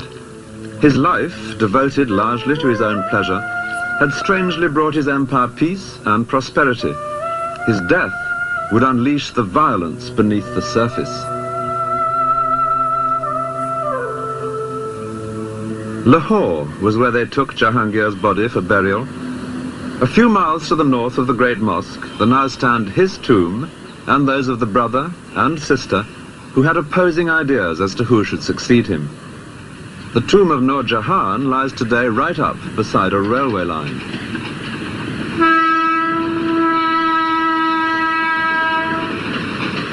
And it's a line which separates the losing from the winning side. Beyond the tracks is the tomb of her brother, Asaf Khan. and it is he who lies close to the tomb of Jahangir himself, for it was his side of the family which won in the fight for the succession. In this final struggle, Nur Jahan's position as a woman, ruling from inside the harem, did at last prove a crippling disadvantage. Her brother was able to rally the other noblemen at court, all of them soldiers like himself, to support his son-in-law, Shah Jahan. And he could seal his sister off in the harem, blocking her chain of command to the outside world. Shah Jahan himself was miles away, far to the south of Agra. But here in Lahore, Asaf Khan now declared him emperor.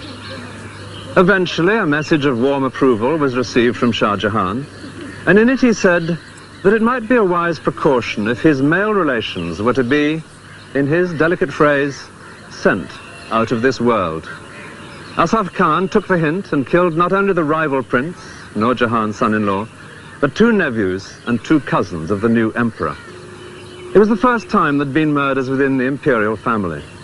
But Shah Jahan's cruel example was to be often quoted and ruthlessly imitated by his descendants. Meanwhile, Nur Jahan herself was left unmolested, no doubt because everyone knew she was at last powerless and harmless. Shah Jahan gave her a handsome pension, and she busied herself with the second great tomb she had created. It's less delicate than the jewel of a tomb she built for her father in Agra, except where it really matters, inside. In the marble coffin chamber at the heart of the tomb, Nur Jahan provided the most exquisite of monuments to her husband, the indulgent emperor who had made possible her extraordinary career. The inlay of semi-precious stones in marble was a style introduced in Jahangir's reign. On his tomb, it achieves perfection. White marble, supremely worked, was to be the hallmark of the reign of his son, Shah Jahan. But while the surface of Mughal court life was approaching its most brilliant era, so were the internal cracks appearing which would bring the edifice tumbling down.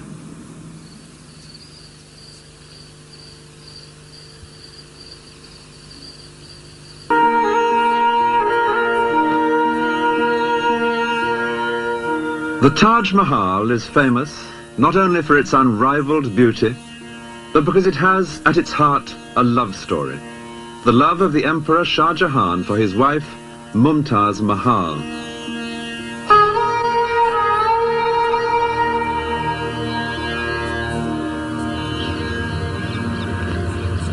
Just 3 years before the tragedy which caused the Taj Mahal to be built, there had been a joyful family reunion here in the Red Fort at Agra between Shah Jahan, Mumtaz Mahal and 2 of their children. The family was exceptionally close.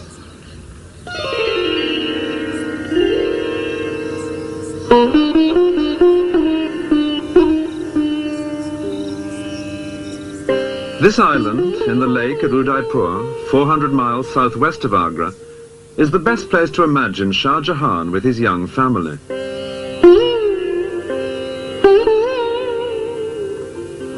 And from their life together here, one can understand something of why he was so attached to his wife that nothing less than the Taj Mahal would do as her monument.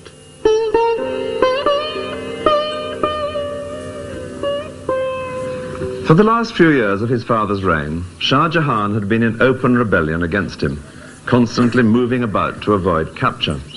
But he didn't send his wife and children to some distant place of safety. Instead, wherever he went, Mumtaz Mahal came with him. And we know that they took all important decisions together. One dry statistic will suggest how little they were apart. In the 19 years of their marriage, she bore him 14 children. The family stayed here at Udaipur for 4 months in 1623, as guests of the ruler, who was himself no friend to the Mughal court and was happy to entertain such a powerful rebel. This little palace, then newly built, is believed to be where Shah Jahan and Mumtaz Mahal lived. At the time, their eldest son, Dara Shikoh, was 7, and the prince seen here in green, Aurangzeb, was 5. Those children who played together in this courtyard would later become enemies to the death. Here the swords were make-believe, but already life held genuine dangers. Soon the two boys were to set off together on a terrifying real-life adventure. Shah Jahan, weary of constant pursuit, made a deal. As a token of his own good behavior, he would send his two young sons to live at court as hostages. So for 2 years they were separated from their parents, who prudently remained well out of reach, far from the center of things. Then Jahangir died. Shah Jahan moved swiftly north to seize the throne, and he and Mumtaz Mahal were securely established in the Red Fort at Agra when the two boys arrived for that family reunion. All seemed to have come out perfectly after their times together of hardship and danger. But the new emperor had only 3 years in which to enjoy his good fortune. His wife died, giving birth to their 14th child. Shah Jahan was desolate. He gave up his gorgeous clothes and jewels and consoled himself only in the great task of keeping at least her name alive for countless generations to come.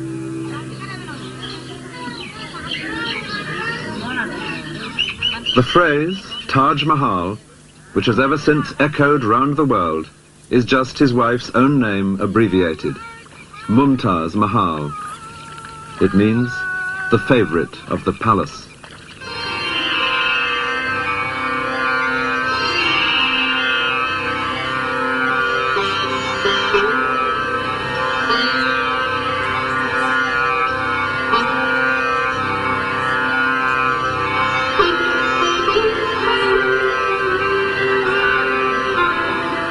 The Taj has always been a holy place, a Muslim shrine for pilgrimage and prayer.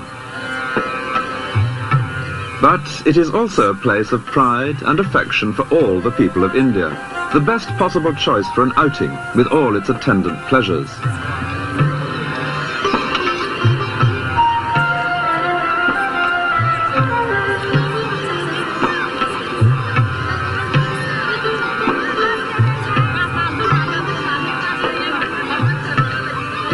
People ask, who was the architect? Apparently no one.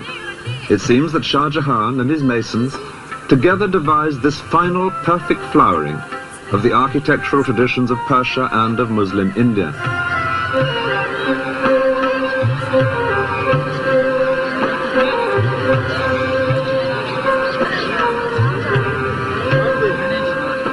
Shah Jahan now increasingly devoted himself to architecture, not only in the Taj itself, but in many other projects.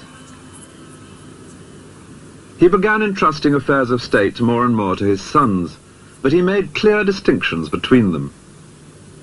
His favorite was the eldest, Dara Shuko, whom he now kept always by his side, leading a civilized but relatively pampered life at court. By contrast, the younger son, Aurangzeb, was constantly sent out on military campaigns, learning the tough trade of a soldier on the distant frontiers of the empire, just as his father had before him. The Mughal Empire had by now long been secure throughout the great plain of North India, within its natural boundaries of mountains and sea. A grand trunk road through this fertile plain was the backbone of the empire, and it was on the great cities along this route, Lahore, Delhi, Agra, that Shah Jahan now concentrated his energies.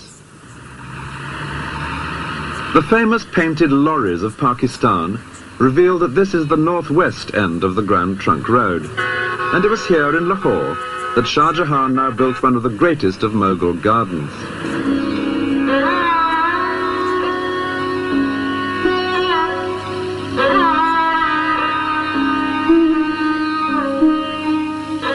The Shalimar Bagh suggests perfectly one very Mughal concept of earthly pleasure, the soothing delights of water.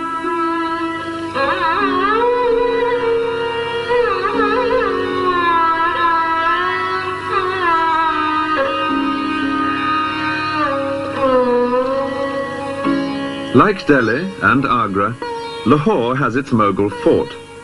Though much altered in later centuries, some parts do still recall the shimmering white elegance of Shah Jahan's architecture.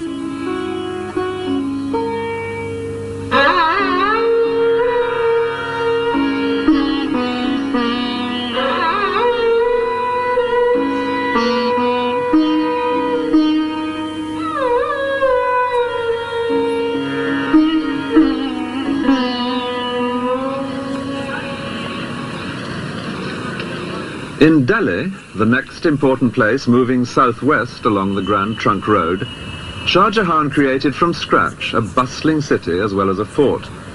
He had decided to move his capital here from Agra. What is now known as Old Delhi was in his time a completely new town.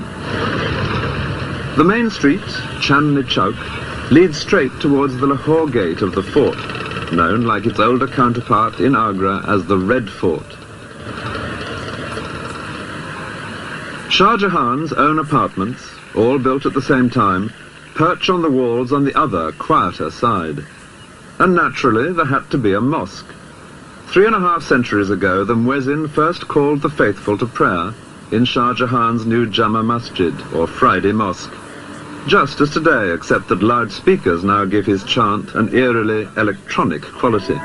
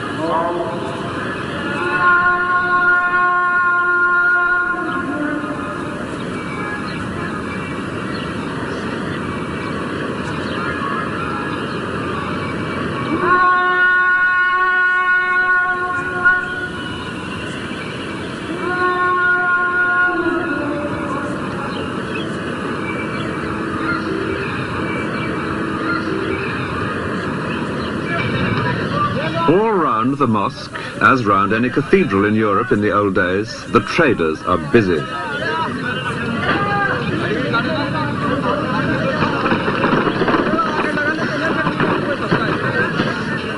This is the market for cereals and spices. There's no space here for four-legged beasts of burden.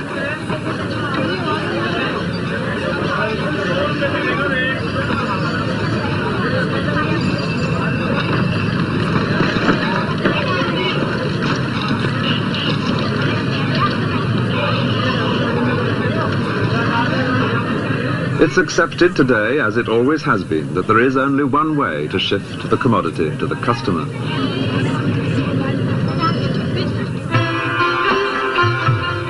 At Agra, too, the Red Fort had much benefited from Shah Jahan's passion for architecture. Within the red sandstone walls built by his grandfather, he had added his own characteristic white marble mosque and pavilions. And because the fort here has been less altered than in Delhi, this is the best place to imagine the emperor's daily life.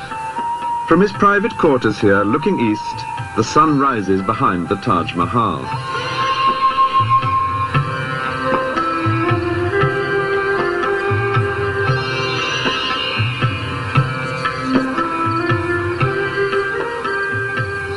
Every day, as the sun rose, Shah Jahan would appear from his marble apartments on the east wall of the fort to let the people below know that he was alive and well, and like the sun, busy on their behalf.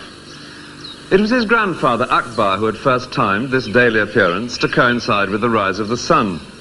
But both he and Jahangir then went back to bed for a couple more hours of sleep. Shah Jahan was made of sterner stuff. Reached by a steep and narrow staircase, behind his apartments, there is a mosque, probably the smallest in the world.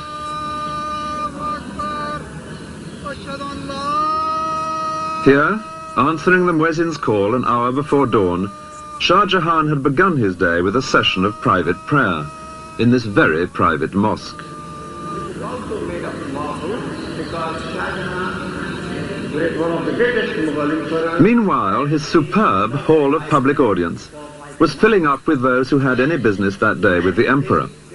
Here, a little before 8, to the sound of hidden drums and trumpets, he would appear in his throne alcove, seated on his famous peacock throne. And the Emperor Shah Jahan used to ride a peacock throne, which was made of diamonds and jewels. It was later on was taken by Nadir Shah to Iran.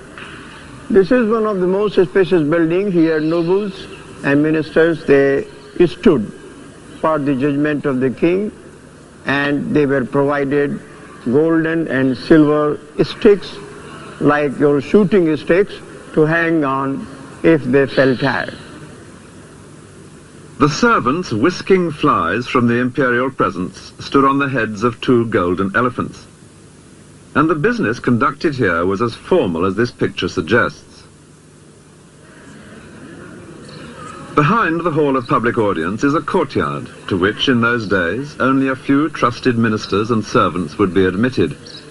Here Shah Jahan would retire after his public appearance to carry on with the real business of state in the equivalent of a cabinet meeting. This took place in his hall of private audience, a cool marble pavilion with views over the river. When the business of state was completed, it was already past noon, time for the emperor to slip into the harem for a meal. Here he presided over another court. It consisted only of women and eunuchs, but it was organized much like the one outside. Out of sight, behind what a writer of the time called the screens of purity, there lived a thriving community, abounding in gossip and rumor, and alive with intense ambitions and jealousies, as everyone competed for the favor of a single and almost unlimited source of wealth, the emperor himself. The emperor lived in his harem in a state of pampered isolation. At meals, for example, he alone would eat, sitting cross-legged on rich carpets. All around, set on white calico cloths, would be dozens of gold and silver vessels, each filled with a separate delicacy. To either side of him, a beautiful girl would be kneeling.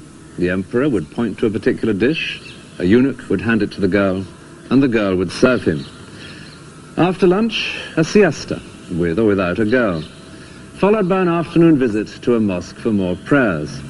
And then, any further discussion with his ministers that might be needed, before returning finally to the harem for supper, this time with musical entertainment provided by the women. By 10 o'clock, Shah Jahan was in bed. A woman, chosen for her soothing voice, would read to him.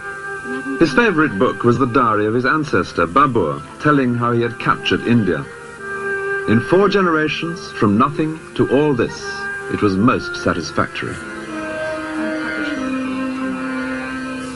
Shah Jahan had seized the throne by force, but he was determined to hand it on peacefully to his favorite, Dara Shuko, the elder of the 2 boys who had been held as hostages before his own accession.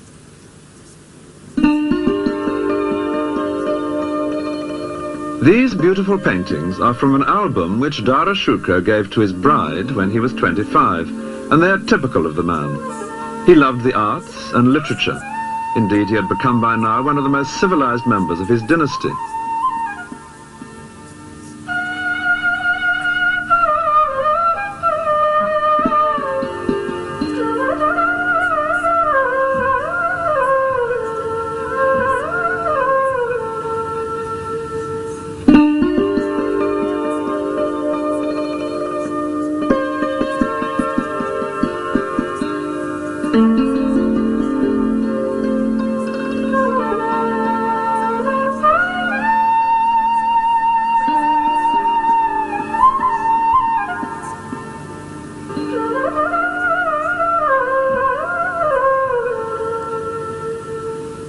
By contrast, Dara Shuko's brother, and most likely rival for the throne, Aurangzeb, was being toughened rather than civilized by the passing years, being almost permanently away at war.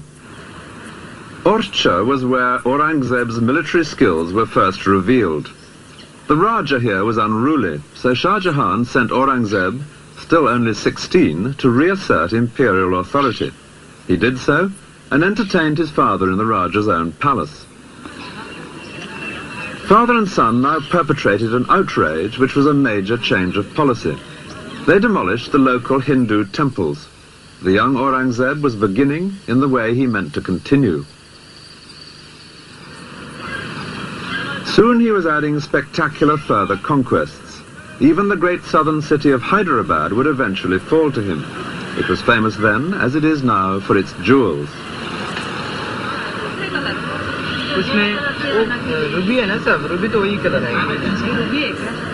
Much wealth was sent from here to the Mughal court, and Aurangzeb should have been able to expect gratitude from his father. Instead, his capture of this city only revealed the obstacles that were now being put in his way. Garnet is darker than this.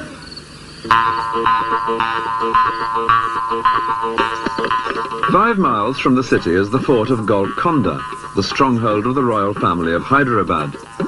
It was here, to escape from Aurangzeb, that they now retreated.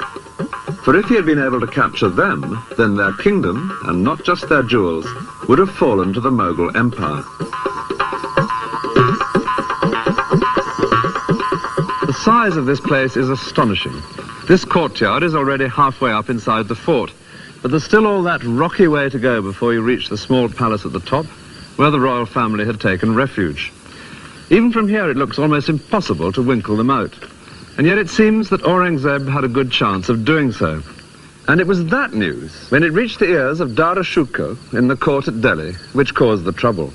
He wasn't going to have his ambitious younger brother scoring a success on this scale. Admittedly, there were agents from here offering him bribes to intercede on Golconda's behalf, and he did take their money. But he could honestly claim that it didn't influence his decision. His interests and theirs already exactly coincided. So he persuaded his father, the emperor, to command Aurangzeb, who had in his sights a possible great victory for the Mughal Empire, to withdraw his forces. It was exactly the sort of frustration to fuel Aurangzeb's leaping ambition. The crisis came when Shah Jahan fell ill in the following year, 1657, and temporarily handed over the business of government to Dara Shikoh. But Aurangzeb and another younger brother doubted whether the arrangement would be temporary. They decided to move. Dara Shikoh was at the center of the empire in Delhi. The younger brother, Murad Bakhsh, was campaigning in the southwest. He now proclaimed himself emperor and set off north with his army. Aurangzeb, further south, was more canny. No mention of being emperor. He merely said he would help his brother to free his father from the treacherous Dara Shikoh.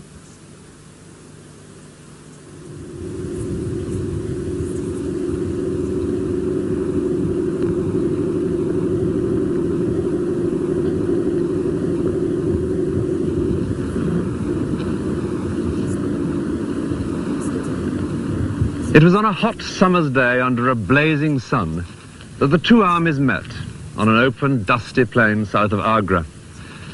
On one side, the somewhat scruffy joint forces of the two younger brothers, unglamorous to look at, but their men hardened in distant campaigns. On the other, the imperial army, headed by Dara Shikoh. An eyewitness has left an account of his magnificent force as it moved out from Agra. Ranks of elephants in immaculate shining armor, squadrons of cavalry with gleaming lances. But the same account goes on to say that most of those soldiers were not very fierce, being barbers, blacksmiths, butchers, carpenters, tailors and such like. A peacetime army under a peacetime general. The midday sun was so hot that men's skin was blistered by their armor. In spite of the barbers and the tailors, it was quite a close-fought battle, but in the end it was Dara Shikoh who turned and fled back to Agra. He stopped just long enough to collect his family and a few favorite slave girls and set off with them on fresh elephants to Delhi. And with that ignominious flight by the intended heir to the throne, the tide turned towards his younger brother, Aurangzeb. It was 2 days later that Aurangzeb and his victorious army arrived outside the Red Fort in Agra, where his father, Shah Jahan, waited, his plans for the inheritance in ruins.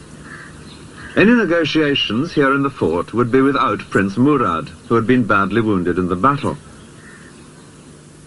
Shah Jahan opened the matter by sending a sword of honor to Aurangzeb with an invitation to visit him. Aurangzeb replied that he would only do so if his father handed over the fort to Aurangzeb's men. Shah Jahan declined, whereupon Aurangzeb laid siege to his father. Cannon fire didn't achieve much against these great walls. Sealing off the water supply proved more effective. After 3 days, Shah Jahan surrendered. Aurangzeb never came in to see his father, and Shah Jahan would never again leave this fort. This beautiful tower became his prison, and his life here was made steadily more bleak. Even his jewels were removed by the servants of his grasping son. All that he managed to keep with considerable difficulty was his pearl praying beads. There was plenty of time now for prayer, and he became, in the way perhaps of old men in adversity, increasingly devout. For the fifth of the great Moguls, the imperial days were over. There were some consolations. He did have a devoted daughter to look after him. There was comfort in the Quran. And he was allowed to stay here in his private apartments, with their beautiful view made infinitely more so by the great monument which he himself had created to his wife, and to happier days, when she was alive and their sons were busy only with nursery battles, instead of the fight to the death on which they would now embark.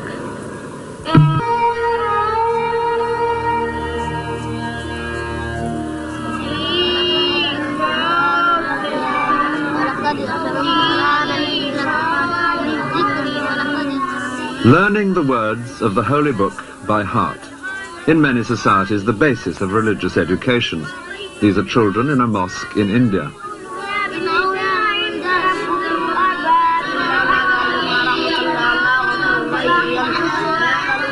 This kind of learning is seen as instilling two virtues, knowledge of the Quran and a sense of discipline.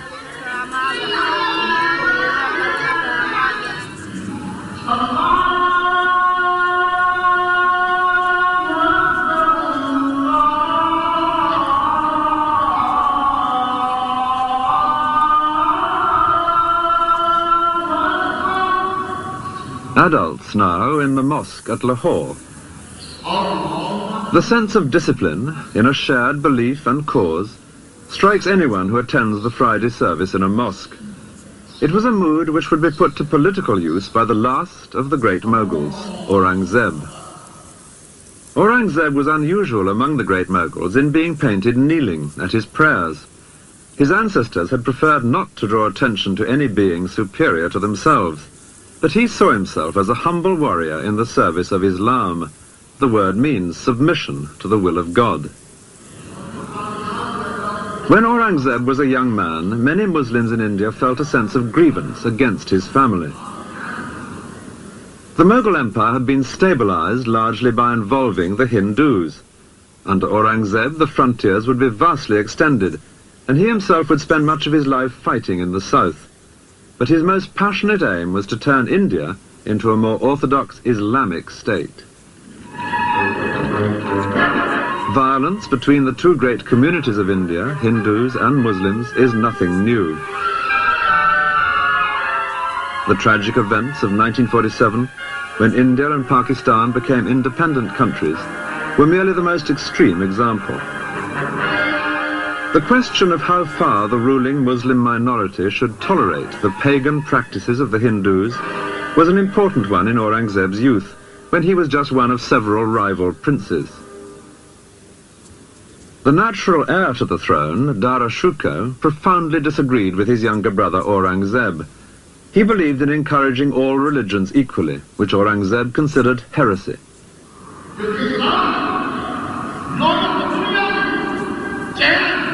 The Quran gives clear guidance. Muslims must allow Jews and Christians to worship freely, but should place restrictions on other religions. It had been Mughal policy to lift these restrictions from the Hindus, but this offended the more orthodox in the Muslim community.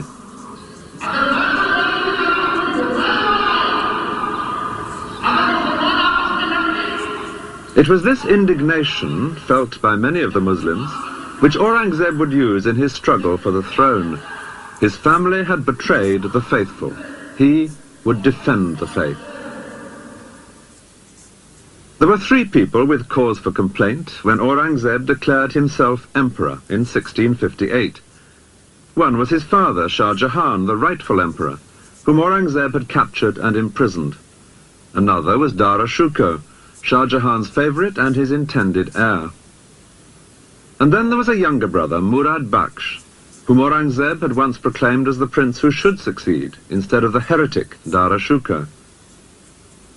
When it finally came to a pitched battle, Dara Shukar was defeated by the combined armies of his younger brothers. And from that moment, Aurangzeb, seen here in green, systematically set about removing each of these three living obstacles to his own rule. His immediate concern was his elder brother.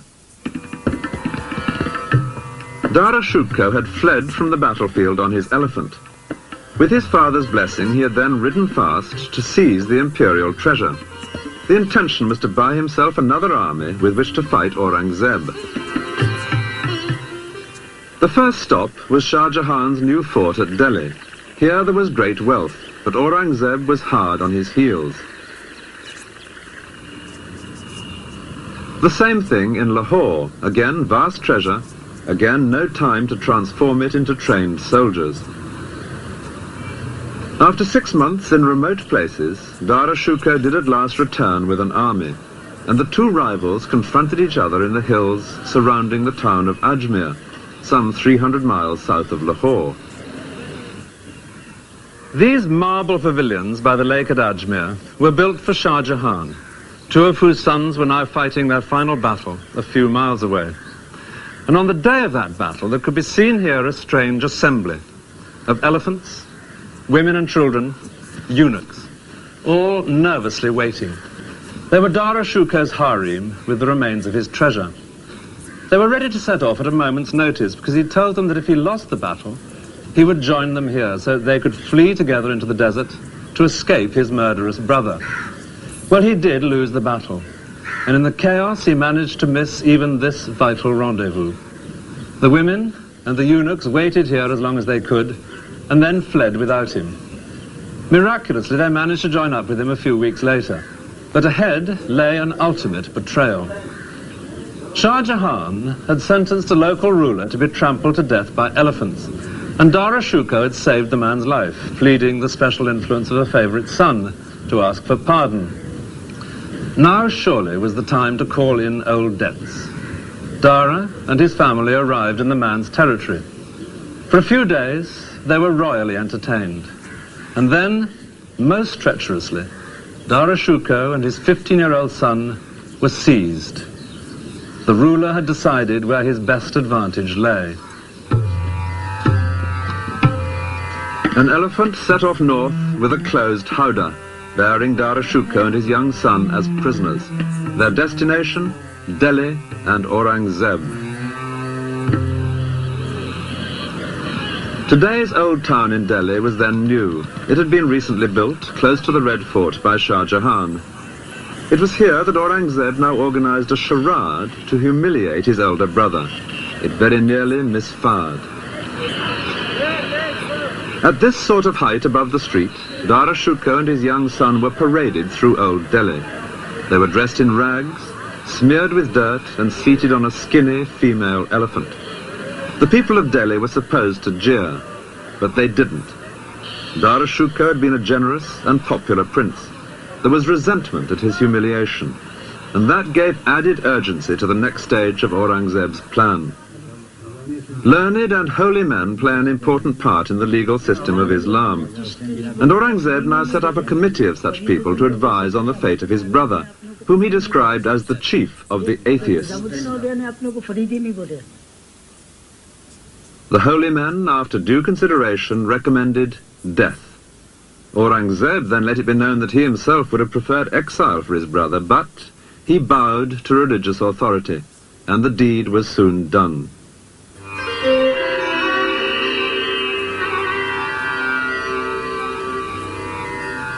Next in line was the younger brother, Murad Bakhsh, who had once been Aurangzeb's ally, but now found himself his prisoner. Aurangzeb kept him in the impregnable fortress of Gwalior. He had captured him by a ruse which violated not only brotherly ties, but even the laws of hospitality. Aurangzeb had invited Murad to dine in his tent at a time when they were still allies. Aurangzeb himself was much too pious a Muslim to touch alcohol, But there was plenty of wine for Murad, and afterwards Aurangzeb suggested a soothing massage from a beautiful slave girl. Murad fell asleep, knowing that his own guard was standing watch over him to warn of any danger. But the guard was cleverly distracted for a moment and was silently strangled. Murad awoke to find himself a prisoner. That same night, 4 elephants set off from Aurangzeb's camp in 4 different directions. Each carried a closed howdah, making it hard for any rescue party to decide which to pursue. The one with Murad Baksh inside delivered him to a succession of prisons, and eventually to the dark security of Gwalior.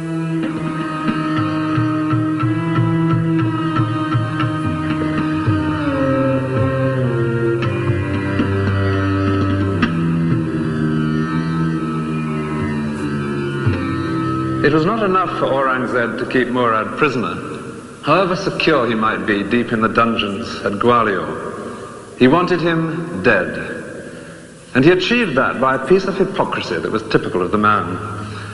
Murad had once had a man murdered, and that gave Aurangzeb his chance. Under Muslim law, only the relatives of the murdered man can demand justice. Aurangzeb now sought out those relatives. The eldest son refused to take action, but the second son was persuaded to bring a case, and the judge found Murad guilty.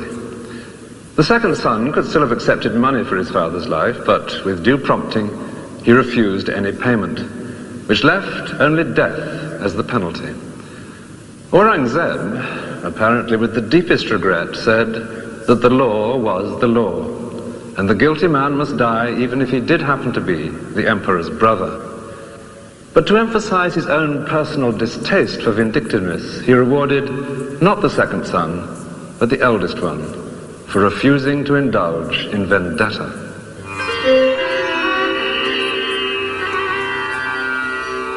Only one man living could now deny Aurangzeb's claim to the throne, the prisoner in the Red Fort at Agra, Shah Jahan.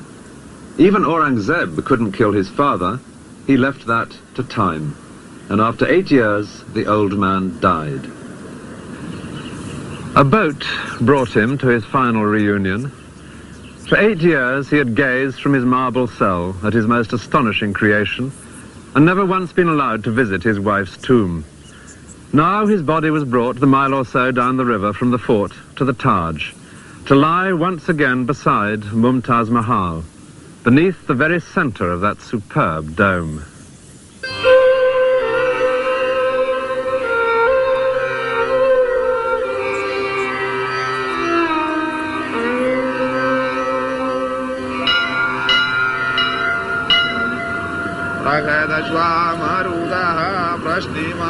For the Hindu majority, Aurangzeb's firm hold on the throne was unwelcome news. The Quran says that unbelievers must pay a special tax. Aurangzeb's great-grandfather, Akbar, had freed them from this, in the tolerant mood of which Aurangzeb so strongly disapproved. Aurangzeb, having less interest in communal harmony, now reintroduced the much-hated tax.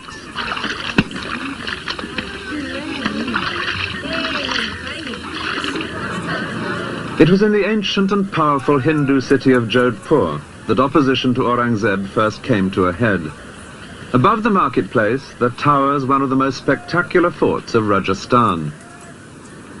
The family holding this fort had been closely allied with the Moghuls ever since the time of Akbar. Now they became restless, and Aurangzeb sent his favorite son, also called Akbar, with a large army to bring this place under control. But the Jodhpur royal family made most tempting proposals to the young prince. His bigoted father, they said, was tearing the empire apart. What India needed was a broad-minded Mughal emperor, like the great Akbar, whose name the prince shared. If their Rajput army, they suggested, were combined with his Mughal army, they could together overthrow his father and place a new Akbar on the throne. The Rajputs were famous fighters. The plot seemed a good one. The prince agreed to join them. For Aurangzeb, it was a most dangerous moment. He happened to be not far away, but he was directing a much smaller force from his red imperial tent. Only the emperor used a red tent, and in effect it's a version in canvas and embroidery of the white marble columns and arches among which he would hold private audience when at home in a palace. This is in the museum in Jodhpur Fort, and is the only one of its kind to have survived. But as Aurangzeb sat in his tent, he was aware that this time he would only be saved by his own genius for deception. He set to work. He knew that his son would not march into battle except on a day approved by his astrologers. Well, naturally, Aurangzeb had spies in his son's camp, and they now bribed the astrologers to look into their charts and to find there that, to be absolutely certain of good luck, a little delay was advisable. That delay gave Aurangzeb time to bring up more troops. Even so, he couldn't match the combined force of his son's army and the Rajputs, but he had another age-old trick up his sleeve. As the opposing armies moved closer, with battle almost certain on the next day, Aurangzeb wrote a letter to his son, congratulating him on the brilliant way in which he had brought such a large Rajput army into the trap which they had together prepared for them. The letter was smuggled into his son's camp, and it was arranged for it to fall into Rajput hands. Overnight, the Rajput army vanished, and when that was discovered, young Akbar fled as well. His father was not the man to be so easily toppled. The area into which Akbar headed was the wild mountainous region south of the Mughal Empire, known as the Deccan. This was the part of India which successive Mughal emperors had found most difficult to subdue. The reason was simple, but not simple enough to deter Aurangzeb. This was perfect terrain for any guerrilla force, striking unexpectedly at a conventional army and then vanishing. And during Aurangzeb's reign, a ruler had emerged here who was a classic leader of guerrillas. His statue can be found today in many Indian towns, because he became, in our own century, a symbol of how Hindus could drive out oppressors, by implication the British. His name was Shivaji, and his successes, according to one Indian historian, proved that the Hindu race can build a nation.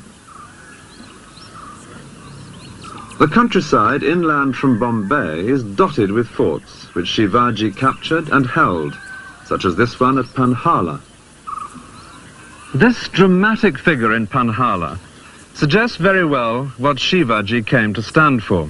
It's a modern statue of one of the generals who fought with him against Aurangzeb, but its spirit of bravado, like something from a child's book of legends, is exactly in keeping with Shivaji's own image. He came to seem almost like Robin Hood, mercilessly teasing and baiting the much more powerful Moghuls in exploits which were often positively cheeky. Once he and his men cut a hole in the outer fence of a Mughal camp and made their way right to its center, in among the general's harem, killing many of his attendants before slipping away again. On another occasion, he himself escaped from Mughal captivity by being carried out hidden in a large basket of cakes and sweets. This romantic character had died the year before Aurangzeb's son rebelled, and the young prince came down to these regions to join forces with Shivaji's son. Aurangzeb decided to pursue him south, to punish this impertinent alliance. It was to be a turning point, not only in the reign, but even in the history of the entire Mughal Empire itself. Aurangzeb was already 62. He would grow old campaigning in the south, trying to subdue this turbulent region long after his son Akbar had thought better of it and slipped away to Persia. The heartland of the Mughal Empire had long been this area. Aurangzeb would add vast territories to the south, and in the last 27 years of his life he never once set foot outside this area, representing a drastic change of policy. With this move south, the center of gravity of the Mughal Empire shifted. The places connected with Aurangzeb are all down here. Aurangabad, the city named after himself, which he virtually made his capital. The numerous Hindu forts which he constantly tried to wrest from the followers of Shivaji, such as Panhala, and the capital cities of the two great southern Muslim kingdoms which he was determined to conquer, Hyderabad and Bijapur. Both had held out against his ancestors. Both, to his great pride, would fall to him, Bijapur after a long siege in 1686. And at Hyderabad, the next year, he captured the greatest fort of all. But his men finally got inside these defences not by force of arms, but by bribery. Money would increasingly become the only way his sieges were brought to a successful end. Through this countryside, Aurangzeb would move back and forth with 500,000 people, his army and camp followers. But however far they marched, and however many forts they took possession of, the situation somehow never seemed to get any better. This hilltop fort of Panhala is typical of the frustrations of Aurangzeb's last years. Soldiering on well into his 80s, he was like an old bear plagued by bees. He would take a fort and fill it with his soldiers, and then as soon as he'd moved on, the enemy would take it back again. He'd first captured this one in 1691, and now, 10 years later, here he was, back again trying to capture it once more. And it's at that moment that we have an unexpectedly vivid picture of the stubborn old man. Most improbably, at this place, miles from anywhere, a British ambassador arrived from the court of William III, hoping to open up trade. He found chaos, a vast, insanitary camp, deep in mud, with despair and corruption and drunkenness among the troops. The shining exception was Aurangzeb himself, now aged 82. The ambassador describes him passing through the camp to visit the siege works. He was all white, robe, turban, beard. He was carried through the crowd on an open litter, but he never once looked up from the book he was reading, undoubtedly the Quran. As another European visitor wrote, he had by now a craze for being held a saint. He was 89 when he finally died, and he died as he had hoped, on a Friday, the Muslim holy day, just after saying his prayers. This building, a few miles from Agra, is an example of how affairs at the centre of empire had gone from bad to worse during Aurangzeb's long absence. It is the tomb of his great-grandfather Akbar, a holy place indeed for the family. Yet this tomb was now pillaged by the local population. Its gold and silver plate was removed, and its rich carpets. It was just one example of the anarchy which would destroy the empire towards the end of Aurangzeb's reign and after his death.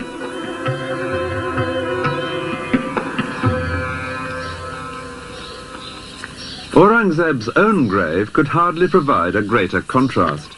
It's in the south, 15 miles from Aurangabad at Kuldabad. No great gateways and gardens and terraces here, just small whitewashed courtyards leading to a flight of 3 steps.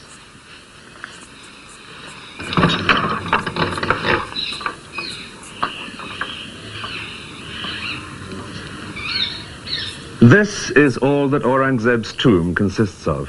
A space the size of a small room and a bare patch of earth open to the sky. Exactly in keeping with what the Quran specifies and with his own image that he had always liked to project, that of a simple Muslim, just one of life's pilgrims.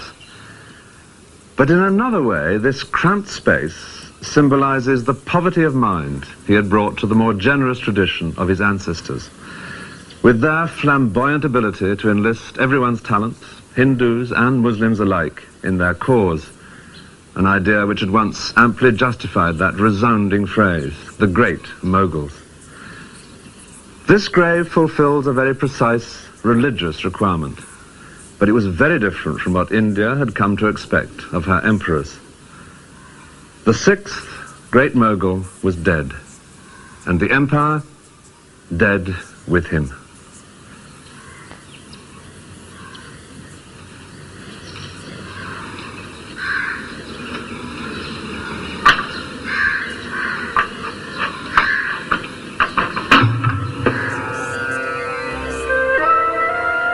Many of the later Indian princes were descended from men who grabbed parts of the Mughal Empire after Aurangzeb's death.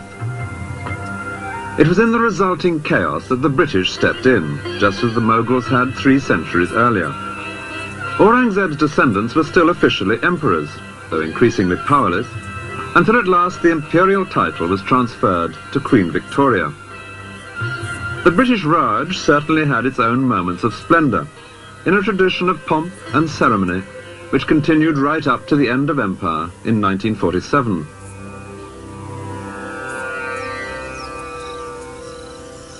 But it would be hard to maintain that any rulers of India, before or since, have ever shown quite the flair and the style of the great Moguls.